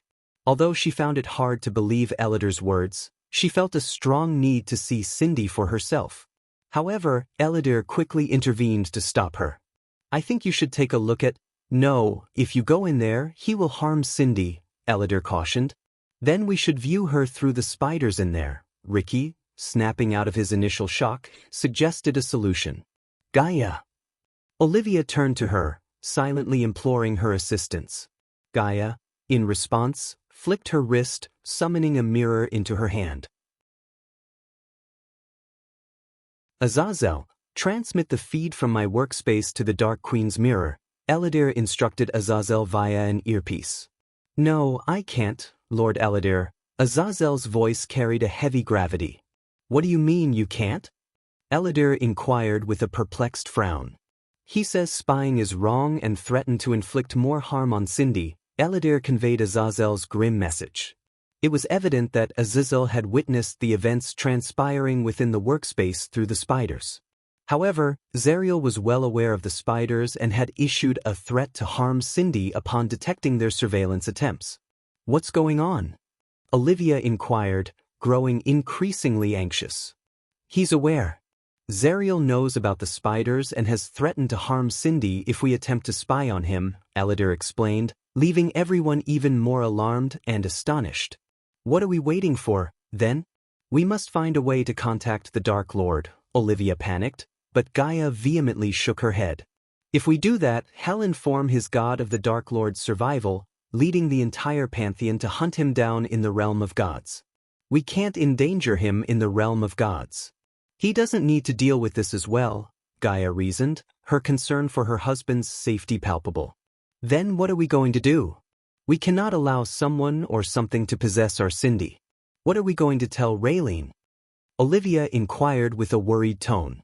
Well, do what he asks and keep it all from Raylene until we've reclaimed our Cindy, Gaia responded sternly, her tone leaving no room for debate. You two stay here in case he contacts us, she instructed Ricky and Daniel. Though they were fearful, they nodded in agreement and positioned themselves as vigilant guards just outside the door. Gaia then contacted Azazel, who responded with an undertone of restrained bloodlust. Dark Queen, is there anything I can do to assist? Azazel inquired. Yes, arrange an emergency meeting with Nithrol. We need to gather information about who we're dealing with. She might be the only one who can provide insights about Zariel, Gaia directed before making her way to the meeting hall. During her journey to the hall, Gaia remained silent, not exchanging a word with Eladir. Upon their arrival, they were greeted by an ornate golden door with intricate designs. Upon opening it, they found themselves in a room with a circular marble table and a large mirror adorning one wall. I told you this isn't the right time for us to meet, Gaia. Nithrol's visage appeared in the mirror. The goddess of hunt and empress of Gondolin appeared as regal as ever, her golden hair flowing and her royal blue robes adding to her majesty. It's important, Nithrol, Gaia asserted. Given her position as the Dark Lord's wife, Nithrol allowed Gaia to address her by name rather than using honorifics. It had better be. I'm in the midst of a war with the dwarves, Nithrol responded, a trace of annoyance detectable in her voice. What do you know about Zariel? Gaia inquired, her voice laced with concern. Upon hearing the name Zariel, Nithrol's countenance shifted immediately. Her brow furrowed deeply, and her eyes exhibited an unmistakable discomfort, as though she had heard a name she wished never to encounter. Whatever you're contemplating, abandon it. Keep as far away as possible from that reaper, Nithrol admonished sternly. Even as a goddess of the hunt, she appeared visibly disturbed by Zariel's name. This reaction deepened Gaia and Elidar's unease regarding Cindy's fate. He has taken possession of Cindy, Nithrol, Gaia explained, her voice faltering with emotion. Idiots! Nithrol exclaimed, her powerful voice causing the mirror on the wall to crack, forming several fissures that did not shatter. I don't even want to know how you allowed that to happen. You have no comprehension of the horrors he's capable of. Without the Dark Lord, you stand no chance against him. Please, tell me you've at least contained him somewhere, Nithrol implored, her voice carrying the weight of urgency. He wants us to release him from his cage in the Nether Realm, Elidar disclosed. Don't. Nithrol's roar resounded once more. Some things are better left buried, hidden in the darkest recesses of existence, Nithrol said with a tone of gravitas. Her gaze was resolute, emphasizing the magnitude of their dilemma. It was clear she had a deep and unsettling familiarity with Zariel. Gaia and Elidar exchanged worried glances, realizing that their situation was more dire than they had imagined. If you break him out of his cage, hundreds of innocent children and people will suffer and die, Nithrol continued, her voice tinged with anguish. You can't save Cindy by releasing that monstrosity. Sometimes, it's better to let one child die than to allow hundreds more to suffer such a fate. Fuck that. I won't let Cindy die, not in a million years. I will find a way to save her, and if that means breaking him out, I will do it with or without your help, Gaia declared resolutely. Nithrol understood that Gaia was unyielding in her determination, and trying to persuade her otherwise would be futile. We must discuss this in person. I hope to make you see reason when I share more about Zariel and the god he once served, Nithrol stated, emphasizing Zariel's past allegiance to Forcrux. There was an underlying mystery surrounding Zariel's imprisonment, and Gaia was about to uncover it through Nithrol's revelations.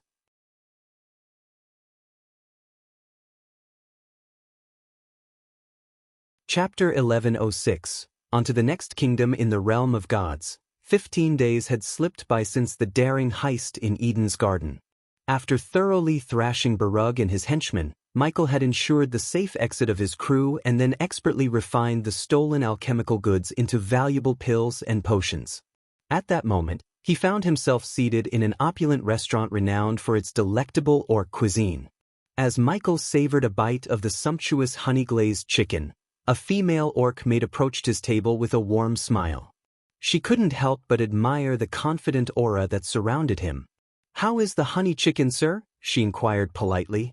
Michael, his charming smile captivating the orc maiden, nodded approvingly. "It's fantastic, absolutely delightful," he replied with genuine appreciation. The restaurant itself was a masterpiece of elegance, with intricate wooden carvings adorning the walls, soft, dim lighting casting a warm ambience, and lush greenery providing a natural touch. The maids and waiters glided gracefully among the tables, ensuring that every guest received impeccable service in this refined establishment. The orc maid, her attention undivided, asked with a courteous tone, "Is there anything else you'd like, sir?" Before Michael could respond, his sharp eyes caught sight of two figures approaching his table, both wearing hoods that concealed their faces. It was none other than Elmer and Vilnius. Michael maintained his calm composure, nodding to the orc maid. "Yes, please. I'd like 2 more plates of this exquisite honey chicken and a glass of your famous cold apple juice for me," he ordered. The orc maid acknowledged his request with a nod, her green-skinned features reflecting a polite demeanor as she said, "Of course, sir. I'll bring that right away." As she turned to leave, Michael gestured at Elmer and Vilnius to take the seats opposite him. "Join me," Michael invited them, a secretive smile dancing on his lips. "Vilnius," Michael began, his voice tinged with anticipation, "I hope you've brought me my cut from the heist." Vilnius nodded, a sly grin playing on his face as he slid a silver space ring across the table toward Michael. With a satisfied gleam in his eyes, Vilnius explained, "I've fenced all those pills and potions in the black market. We made a whopping 3 million gold coins from the entire haul." Michael raised an eyebrow, impressed. "Good work. And the underworld?" 20% cut to Vilnius bosses, whom he never met, irked Michael in the wrong way. However, it was a necessary payment to avoid an unnecessary battle. If Michael was stronger, he could have refused to pay them. But since it wasn't the case, Michael had to swallow the loss. "Ah, you know the drill," Vilnius replied. 20% off the top, as always. That's 600,000 gold coins gone right there. Michael calculated quickly. So, we're left with 2,400,000 gold coins. What about our crew and the rest of the gang? Vilnius leaned in and whispered, 30% of the total, which is 900,000 gold coins, is tucked away in that silver ring for you. The rest, shared between Elmer, our crew, and the rest of the gang. Michael smiled, his fingers tracing the edge of the ring. "Excellent work, Vilnius. You've earned your keep." Michael leaned back in his chair, a look of mild irritation crossing his face. "I don't like that 20% going to the underworld and those secret bosses of yours, Vilnius. But we'll let that slide for now." Vilnius nodded in agreement. "Sometimes it's better to keep the peace, boss." Michael shifted his attention to Elmer. "What about Barug? Did he give you any trouble?" Elmer leaned in, his voice hushed. "The entire Eden's Garden army is out searching for you, boss. It's dangerous to be out in the open like this, right under their noses."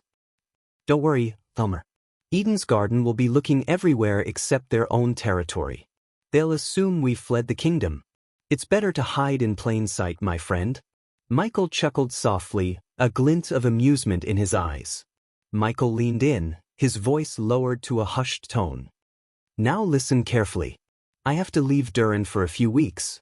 Don't do anything while I'm away. Lay low and keep your heads down. Since the Harvest Festival is coming to an end, don't come into the city unless you want to get caught. Soon, I will contact you both for another heist." Elmer raised an eyebrow. "Are you going to case the place?" A sly smile played on Michael's lips. "Good guess. What's our target this time?" Vilnius inquired, his voice tinged with both enthusiasm and caution. Michael's recent successful heist had left Vilnius in awe, making him regard Michael as a golden goose. Michael's response was cryptic. "Curiosity killed the cat, Vilnius." Turning his attention back to Elmer, Michael continued, "Elmer, I need you to find everything you can about Seraphine crystals. I heard there is a temple of Seraphine in the kingdom, so I would start looking there." Elmer's brows furrowed upon hearing Michael's request regarding Seraphine. The goddess of information held significant importance within the pantheon, known for her vast network of worshippers and her rare practice of visiting them once or twice a year. "Seraphine crystals? You're not planning to rob them, are you?" Vilnius whispered in shock, his voice barely above a murmur. "Stealing from Eden's Garden is one thing, but swiping a goddess property? That's asking for suicide," Vilnius growled, suppressing his fear. Michael could see the intense terror in Vilnius' eyes. Even a brute like Vilnius wasn't foolish enough to attempt a theft involving a goddess' belongings. Judging by Vilnius' expression, if Michael pushed him further, Vilnius might either fight to the death or outright refuse to participate. "I think you should take a look at, you're fortunate we're in public. Otherwise, I'd have kicked your stupid ass," Michael threatened, a sinister smile on his lips. But before Vilnius could retort, the Orcish waitress approached them, bearing 2 plates of golden honey chicken. "Here you go, my lords," she said. "Is there anything else you'd like to try?" she inquired. However, Michael shook his head. "No, just bring us the bill, please," he requested. "Just give me a moment," the waitress replied before departing to prepare their bill. "I only said to gather information about those crystals, not to steal them," Michael clarified. Upon hearing his words, Elmer and Vilnius couldn't help but sigh in relief. "Elmer, you're to learn everything about those crystals and the temple. Just gather information, no stealing, Michael instructed before the waitress returned with the bill. She gently placed it on the table and looked at Michael. "Hey, race your bill, my lord." Michael reached for the bill but then gestured toward Elmer and Vilnius. "Actually, could you give it to them?" Vilnius frowned at Michael's request, clearly not pleased with the idea. "No worries," Michael said with a smile. "This one's on them," he told the waitress. Vilnius sighed and reluctantly handed over a pouch of gold coins to the Orsish waitress. She took the pouch with a polite nod and headed to the counter to settle their bill. Vilnius couldn't hide his irritation as he watched the waitress leave with their gold coins. His gaze shot daggers at Michael. He felt a burning anger within him. They had just completed a successful heist, and even though John had earned a substantial amount, he hadn't bothered to cover the restaurant bill, not even for what he had consumed himself. In Vilnius' mind, it was a matter of principle. They had worked hard for their share of the earnings, and it was expected, at the very least, that Michael would treat them to a meal after all that. Yet, here they were, not only paying for their own meals but also covering the cost of food they hadn't even ordered. Vilnius hated the feeling of being taken advantage of, especially after the risk they had taken in the heist. As she walked away, Michael leaned in, his voice low. "Don't forget what I said, both of you. They'll contact you soon." Michael casually patted Vilnius on the head as he stood up, a smug grin playing on his lips. With a slow, deliberate sip of his cold apple juice, he strolled out of the restaurant without a care in the world, leaving his comrades to settle the bill. As Michael disappeared from view, Vilnius couldn't contain his frustration any longer. "What an asshole," he muttered under his breath, his voice laden with annoyance. Elmer, who had been observing the scene with amusement, couldn't help but chuckle at Vilnius' remark. It was a chuckle that further fueled Vilnius' anger. As Michael stepped out of the restaurant into the bustling crowd, Pink's voice buzzed in his earpiece. "Gil Rudd is waiting for you at the Runemaster's Guild," Pink informed him. 15 more days until the auction, Ghost. Once we get our hands on that book, we can officially start planning Raynar's assassination," she added with determination. Michael continued to walk through the lively streets, taking casual sips from his apple juice as he listened to Pink's insights. "Don't get too confident, Pink. We still don't know for sure if that book holds the information we need," Michael cautioned. If he had the immense fortune of 3 billion badass points, he could simply obtain the necessary information from the system. However, he lacked both the points and a quick method to acquire them. Therefore, the plan was to steal the book written by an angel of Seshet, the goddess of wisdom. Dagon and the orcs in Durin seem to think it's valuable. I'm willing to bet it contains information on how to slay a god.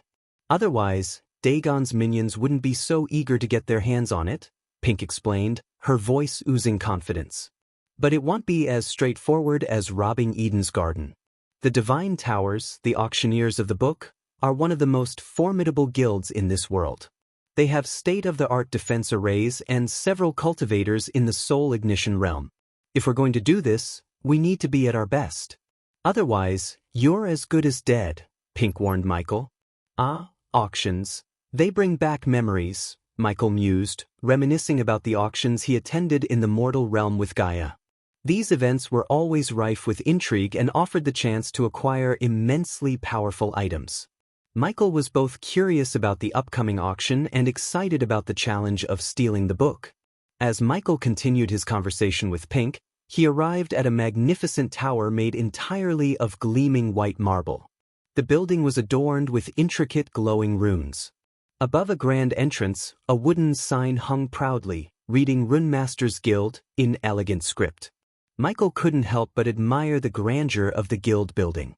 He chuckled softly and remarked to Pink, "This Runemaster's Guild looks quite beautiful, doesn't it?" Pink's voice responded promptly in his earpiece, "It certainly is, Ghost. It's one of the few structures in this world that brought together the skills and craftsmanship of elves, orcs, and dwarves. A testament to the power of cooperation and a shared goal." Michael nodded in agreement, appreciating the significance of the guild's construction. "Let's go meet Gilrut and Vidora," Michael said as he walked the stairs to meet Gilrut.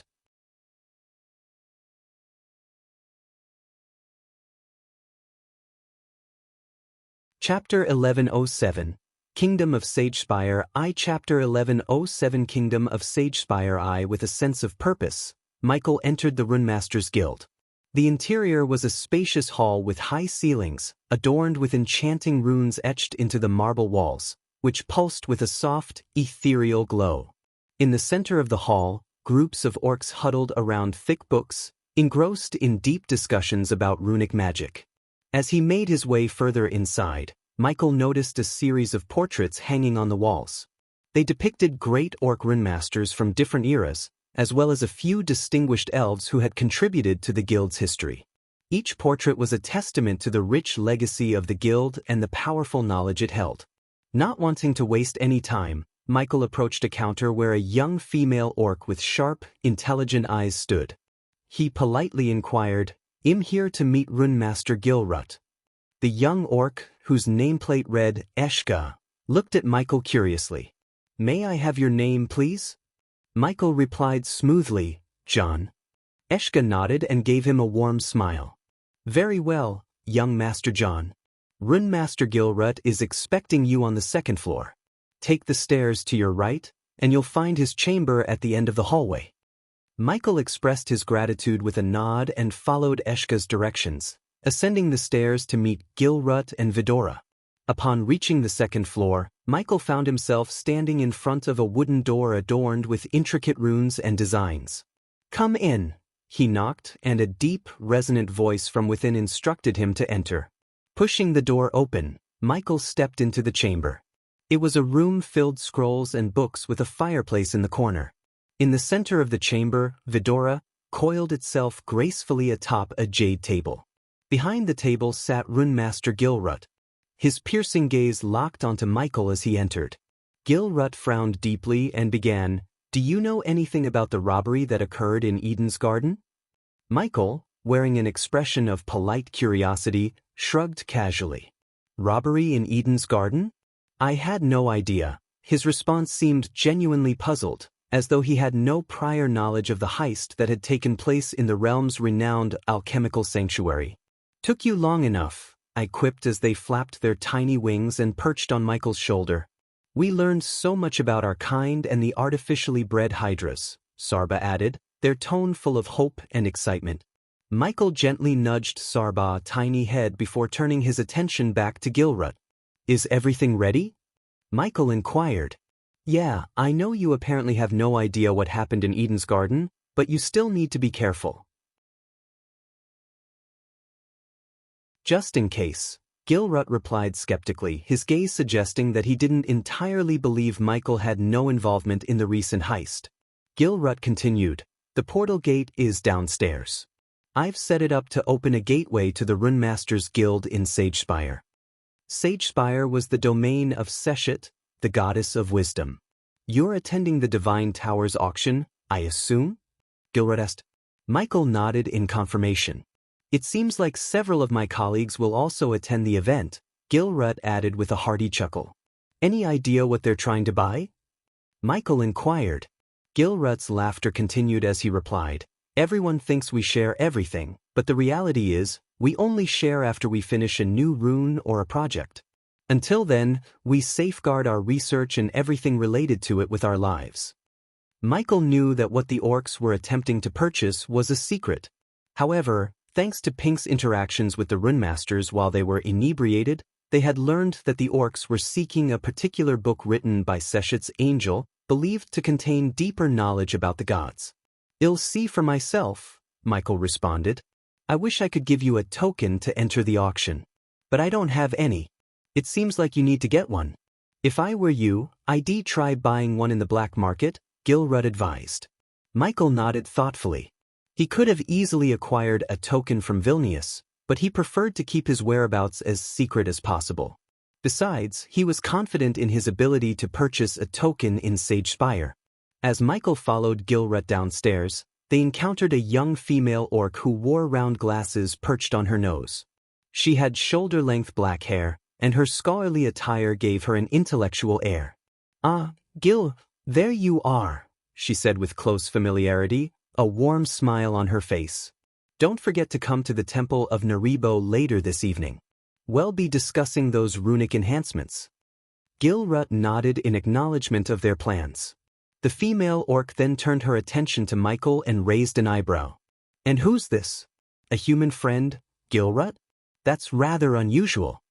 Gilrut chuckled and patted Michael on the back. This is John, the one who assisted me at the Ridion funds.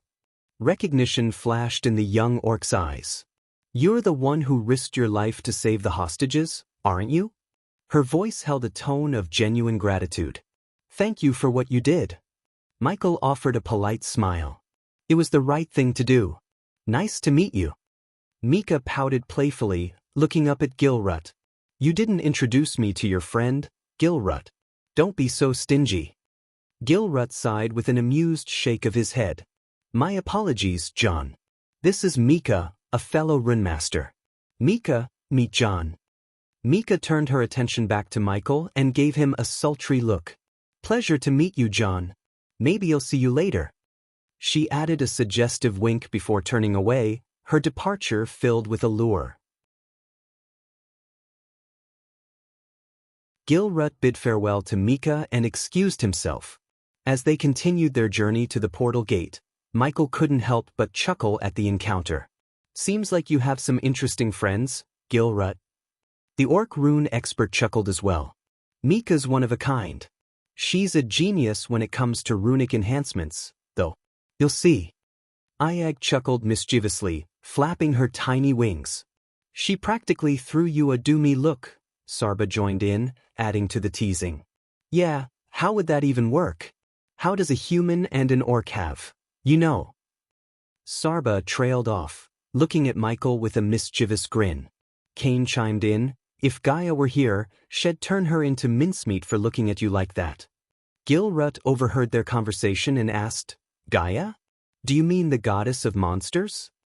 Michael sighed with a hint of nostalgia in his smile. Yes, that's her. Gilrut couldn't help but inquire further, do you miss her?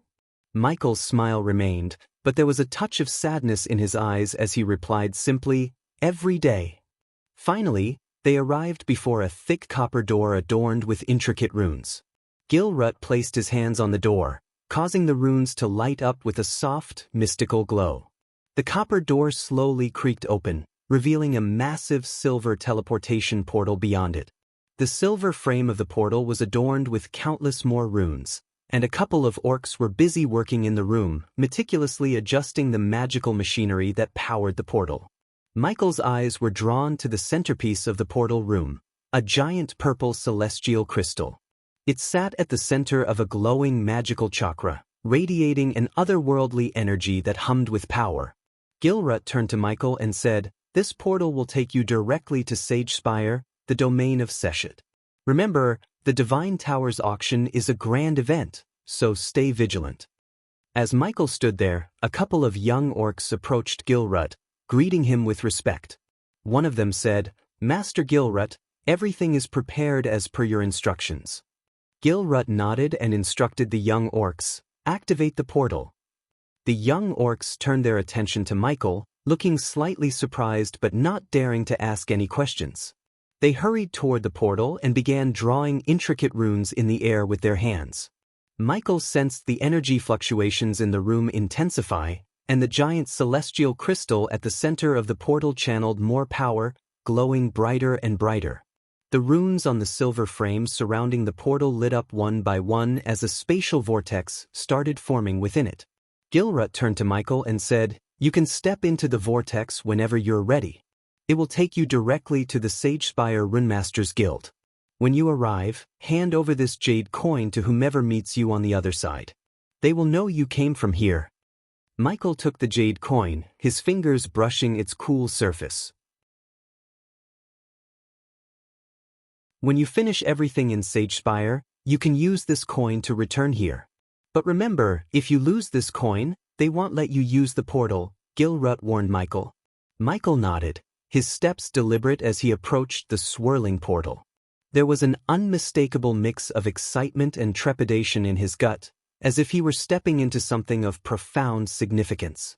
Whatever you're going to do, I wish you the best of luck, Gilrut said with a warm smile.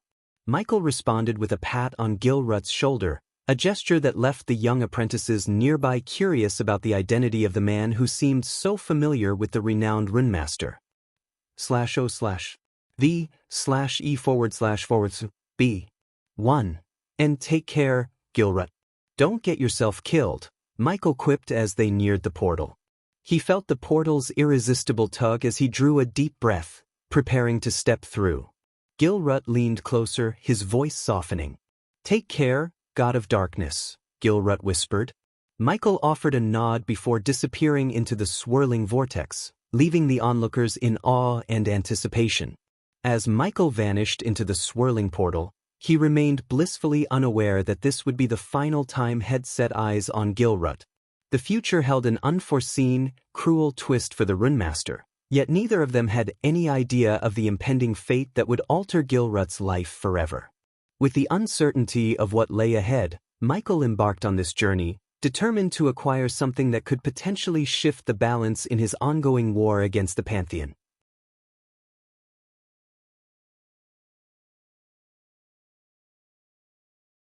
Chapter 1108, Kingdom of Sagespire 2. Chapter 1108, Kingdom of Sagespire II. Upon stepping through the portal, Michael experienced a rapid change of scenery. In the blink of an eye, he found himself standing in the midst of a magnificent marble hall, where rows of tables were laden with books and scrolls, resembling a vast library. As he observed his new surroundings, a young orc, clad in gleaming metal armor, approached him. "Do you feel that?" Sarba whispered, her voice tinged with concern. Michael sensed a peculiar sensation in the air, as if something had departed from him. "There's no energy in the air," Sarba added in a hushed tone. "Show me the token," the young orc demanded, his voice cold and distant. Michael extended his hand, revealing the coin he held. The orc scrutinized the coin, examining it closely before nodding. "Seems legit. Welcome to Goldspire, capital of the Kingdom of Sagespire," he recited in a manner that suggested he'd uttered those words countless times. "Thank you," Michael replied politely. "You can proceed to the lobby through that door." The orc pointed towards a door in the corner of the hall. "One of the assistants will assist you with any questions you may have." "Well, I was hoping for a warmer welcome, but we'll have to make do with that grumpy orc, I suppose," Iag grumbled. Ignoring Iag's complaints, Michael focused on the strange atmosphere around him. He could sense no energy, yet his own powers remained intact. He realized he could cast spells if he wished, but there was an undeniable sense of peculiarity in the air. "Let's move on from here," Michael suggested before making his way toward the indicated door. Upon opening the door, Michael stepped into a brilliantly lit hall, bathed in the warm embrace of morning sun rays. The vast space was abuzz with activity as people from diverse races bustled about, deeply engrossed in discussions, examining the numerous portraits adorning the walls, depictions of renowned runes and runemasters. Amidst the lively scene, emerald-green-robed orcs and young female elves went about their duties, assisting visitors with their inquiries and offering guidance. Michael's eyes were drawn to a particularly beautiful young elf, gracefully approaching him. With a friendly smile, she introduced herself. "Greetings, traveler. I am Lyria, a steward of the guild. How may I assist you today?" Her voice carried a gentle and welcoming tone, making Michael feel at ease in this unfamiliar place. Michael promptly activated his eyes of darkness, surveying the surroundings, only to perceive the same green aura enveloping everyone in the hall. "I'm new to Sagespire," Michael began, "and I can't help but notice this peculiar sensation as if I've lost my connection to the energy around me." Lyria maintained her kind smile, her demeanor patient and welcoming. "Ah, that would be the divine array at work, my dear friend. Within the sacred domain of Her Holiness Seshet, all are considered equal. Here, the only distinction lies in one's knowledge, not their cultivation stages," she explained, shedding light on the reason behind the unusual feeling Michael experienced. Lyria elaborated, "In Sagespire, there are no cultivators. Those who arrive here from other domains find their cultivation temporarily suppressed, leveling the playing field. This ensures that unnecessary conflicts and disputes are greatly reduced." Michael, Intrigued by this unique approach, inquired further, but if there are no battles of strength, how do people here resolve their disagreements? In even the most peaceful of kingdoms, conflicts tend to arise one way or another. Lyria continued to explain, well, most conflicts find resolution through debates and intellectual battles. Her Holiness Seshet values wisdom and knowledge greatly. However, she is not blind to the fact that some disagreements cannot be settled through words alone, and at times, battles must be fought with strength and steel. Intrigued by this revelation, Michael probed further, what does that mean exactly? Lyria clarified, it means there is an arena for those who prefer to settle their disputes through physical combat. However, it's considered a last resort, and such confrontations are closely monitored and controlled. Seshet encourages peaceful resolutions whenever possible. Michael couldn't help but find the whole arrangement intriguing. He rubbed his chin thoughtfully and said, interesting. Lyria, with a relieved expression, chimed in, I hope you stay away from the arena and find whatever you're seeking here in Sage Spire peacefully. Michael smiled, teasingly adding, I'm not here to pick fights, if that's what you're afraid of. I've come to attend the Divine Tower's auction. Lyria let out a sigh of relief and said, ah, then you must be a rune master? Michael shook his head, grinning, and replied, more of a blacksmith, actually. Lyria looked at him with surprise, her gaze traveling across his muscular and imposing figure. Well, that certainly makes sense. Michael chuckled at her response, and Lyria continued, in that case, you should visit the Blacksmith Guild. It's just a couple of blocks from here. Thank you, Michael said, offering a friendly smile. I'll do that. Goodbye for now. With their brief conversation concluded, Michael headed out of the guild hall, ready to explore Sage Spire and make the most of his time in this new realm. As Michael stepped out of the Runemaster's Guild, he was greeted by a sight of sheer elegance. The street before him was a symphony of grandeur and intellect. Ornate fountains adorned with intricate sculptures sprayed crystal-clear water into the air, creating a refreshing ambience. Paved pavements, lined with trees, stretched gracefully in both directions, providing a serene pathway for pedestrians. Most of the people strolling along this charming street held books, scrolls, or various forms of written knowledge. It was evident that in Sage Spire, learning and wisdom were highly prized. Carriages moved through the streets with a peaceful rhythm, their horses clip-clopping on the well-maintained cobblestone roads. Each building that lined the street possessed its own unique style of architecture, showcasing the diversity of cultures and races that had contributed to the city's rich tapestry. Go check out the Blacksmith Guild. We have 15 days to the auction and no token to enter the auction. The Blacksmith Guild might be worth checking out, Sarba recommended. Ayag, perched on his other shoulder, added her own perspective. And the arena. I'm more interested in the battle arena. Taking their advice to heart, Michael embarked on his exploration of Sage Spire, his thoughts now focused on seeking out the Blacksmith Guild. As Michael walked along the bustling streets of Sage Spire, he couldn't help but overhear the animated conversations of the city's diverse populace. The air was filled with palpable excitement and anticipation for the upcoming Divine Tower auction. A group of young men, their faces glowing with enthusiasm, chatted amongst themselves. I heard they have some ancient elven tomes up for bidding this time. I'm saving every coin for that. A trio of women, each holding a collection of scrolls, discussed their potential purchases. The Runemaster Guild rumored to have crafted some powerful runes. We mustn't miss them. Michael observed with surprise the rich tapestry of races represented in the city. Elves, orcs, dwarves, halflings, and humans mingled in the streets, each group fervently engaged in discussions about the auction. A halfling, standing on a crate to be heard, chimed in excitedly. And the dwarven artifacts. Can you imagine having one in your possession? Michael couldn't help but smile at the excitement of the crowd. The diversity in Sage Spire was not just in its people but also in the shared passion for knowledge and rare treasures, all converging towards the impending auction. As Michael strolled further down the elegant street, he soon noticed a distinct change in the atmosphere. The soft rustling of leaves and the murmur of conversation were gradually replaced by the resounding clang of metal upon metal. The air grew warmer, tinged with the distinct scent of heated iron. Turning a corner, the source of the cacophony became clear. Before him stretched a long, narrow street flanked on both sides by bustling forges. Muscular orcs and stout dwarves toiled amidst roaring flames, their hammers striking hot metal with rhythmic precision. From the forges came a symphony of shouts and commands. "Pass me the quenching bucket, Hrothgar." One orc yelled, while a dwarf barked orders at his apprentice. "Steady now, Glimmer. The blade's edge must be true." At the end of this fiery avenue stood the Blacksmith Guild, an imposing building with walls of deep, earthy brown. Its large, rectangular windows allowed the golden glow of firelight to dance across the cobblestone street. The guild's entrance was adorned with a massive oak door, expertly carved with intricate designs that hinted at the artistry within.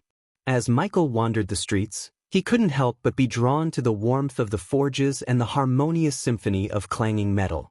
The rhythmic pounding of hammers and the rhythmic dance of blacksmiths at their craft stirred something within him.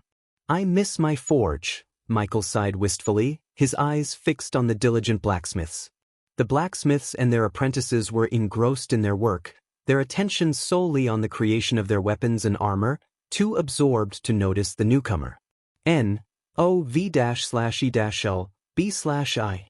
N, for a kingdom that prides itself on peace and intellect, Iag observed, this level of weapon production does seem rather contradictory. Sarba chimed in with agreement. Indeed. Lyria's words about the kingdom's values don't quite match the reality we see here. "So what's the play here?" asked Iag. "I don't know yet," Michael confessed, his gaze fixed on the towering blacksmith guild at the street's end. "Let's check out this blacksmith guild. Perhaps they have something to offer us." As Michael approached the imposing blacksmith guild, his path was intercepted by two armored guards stationed at the guild's entrance. One was a sturdy dwarf, and the other a stocky human, both clad in formidable armor. Their expressions were stern as they blocked his way, and the dwarf, with his gruff demeanor, spoke first. "If you're here to buy something, you'd best look for one of the smiths down the street." "Can't I just look around?" he politely inquired. The guards exchanged a glance, and the human guard replied, "Sorry, friend. The master blacksmiths are currently occupied with recruiting new talent. If you're interested in exploring the guild, you'll have to return at a later time." Michael had another idea in mind. "What if I want to join this recruitment?" he asked, his tone suggesting genuine interest. The human guard, displaying a hint of skepticism, questioned, "Are you a blacksmith?" Without hesitation, Michael confidently affirmed, "Yes, I am." The dwarf guard, more experienced in discerning the truth from a person's hand, spoke up. "Show us your palm. Let's see if it bears the marks of one who's wielded swords and hammers." Michael offered a warm smile and extended his palm for inspection. The dwarf scrutinized the lines and calluses etched into Michael's hand, a testament to years spent mastering the craft. After a moment's examination, the dwarf nodded approvingly. "You're free to enter the guild, friend. May your time here be fruitful."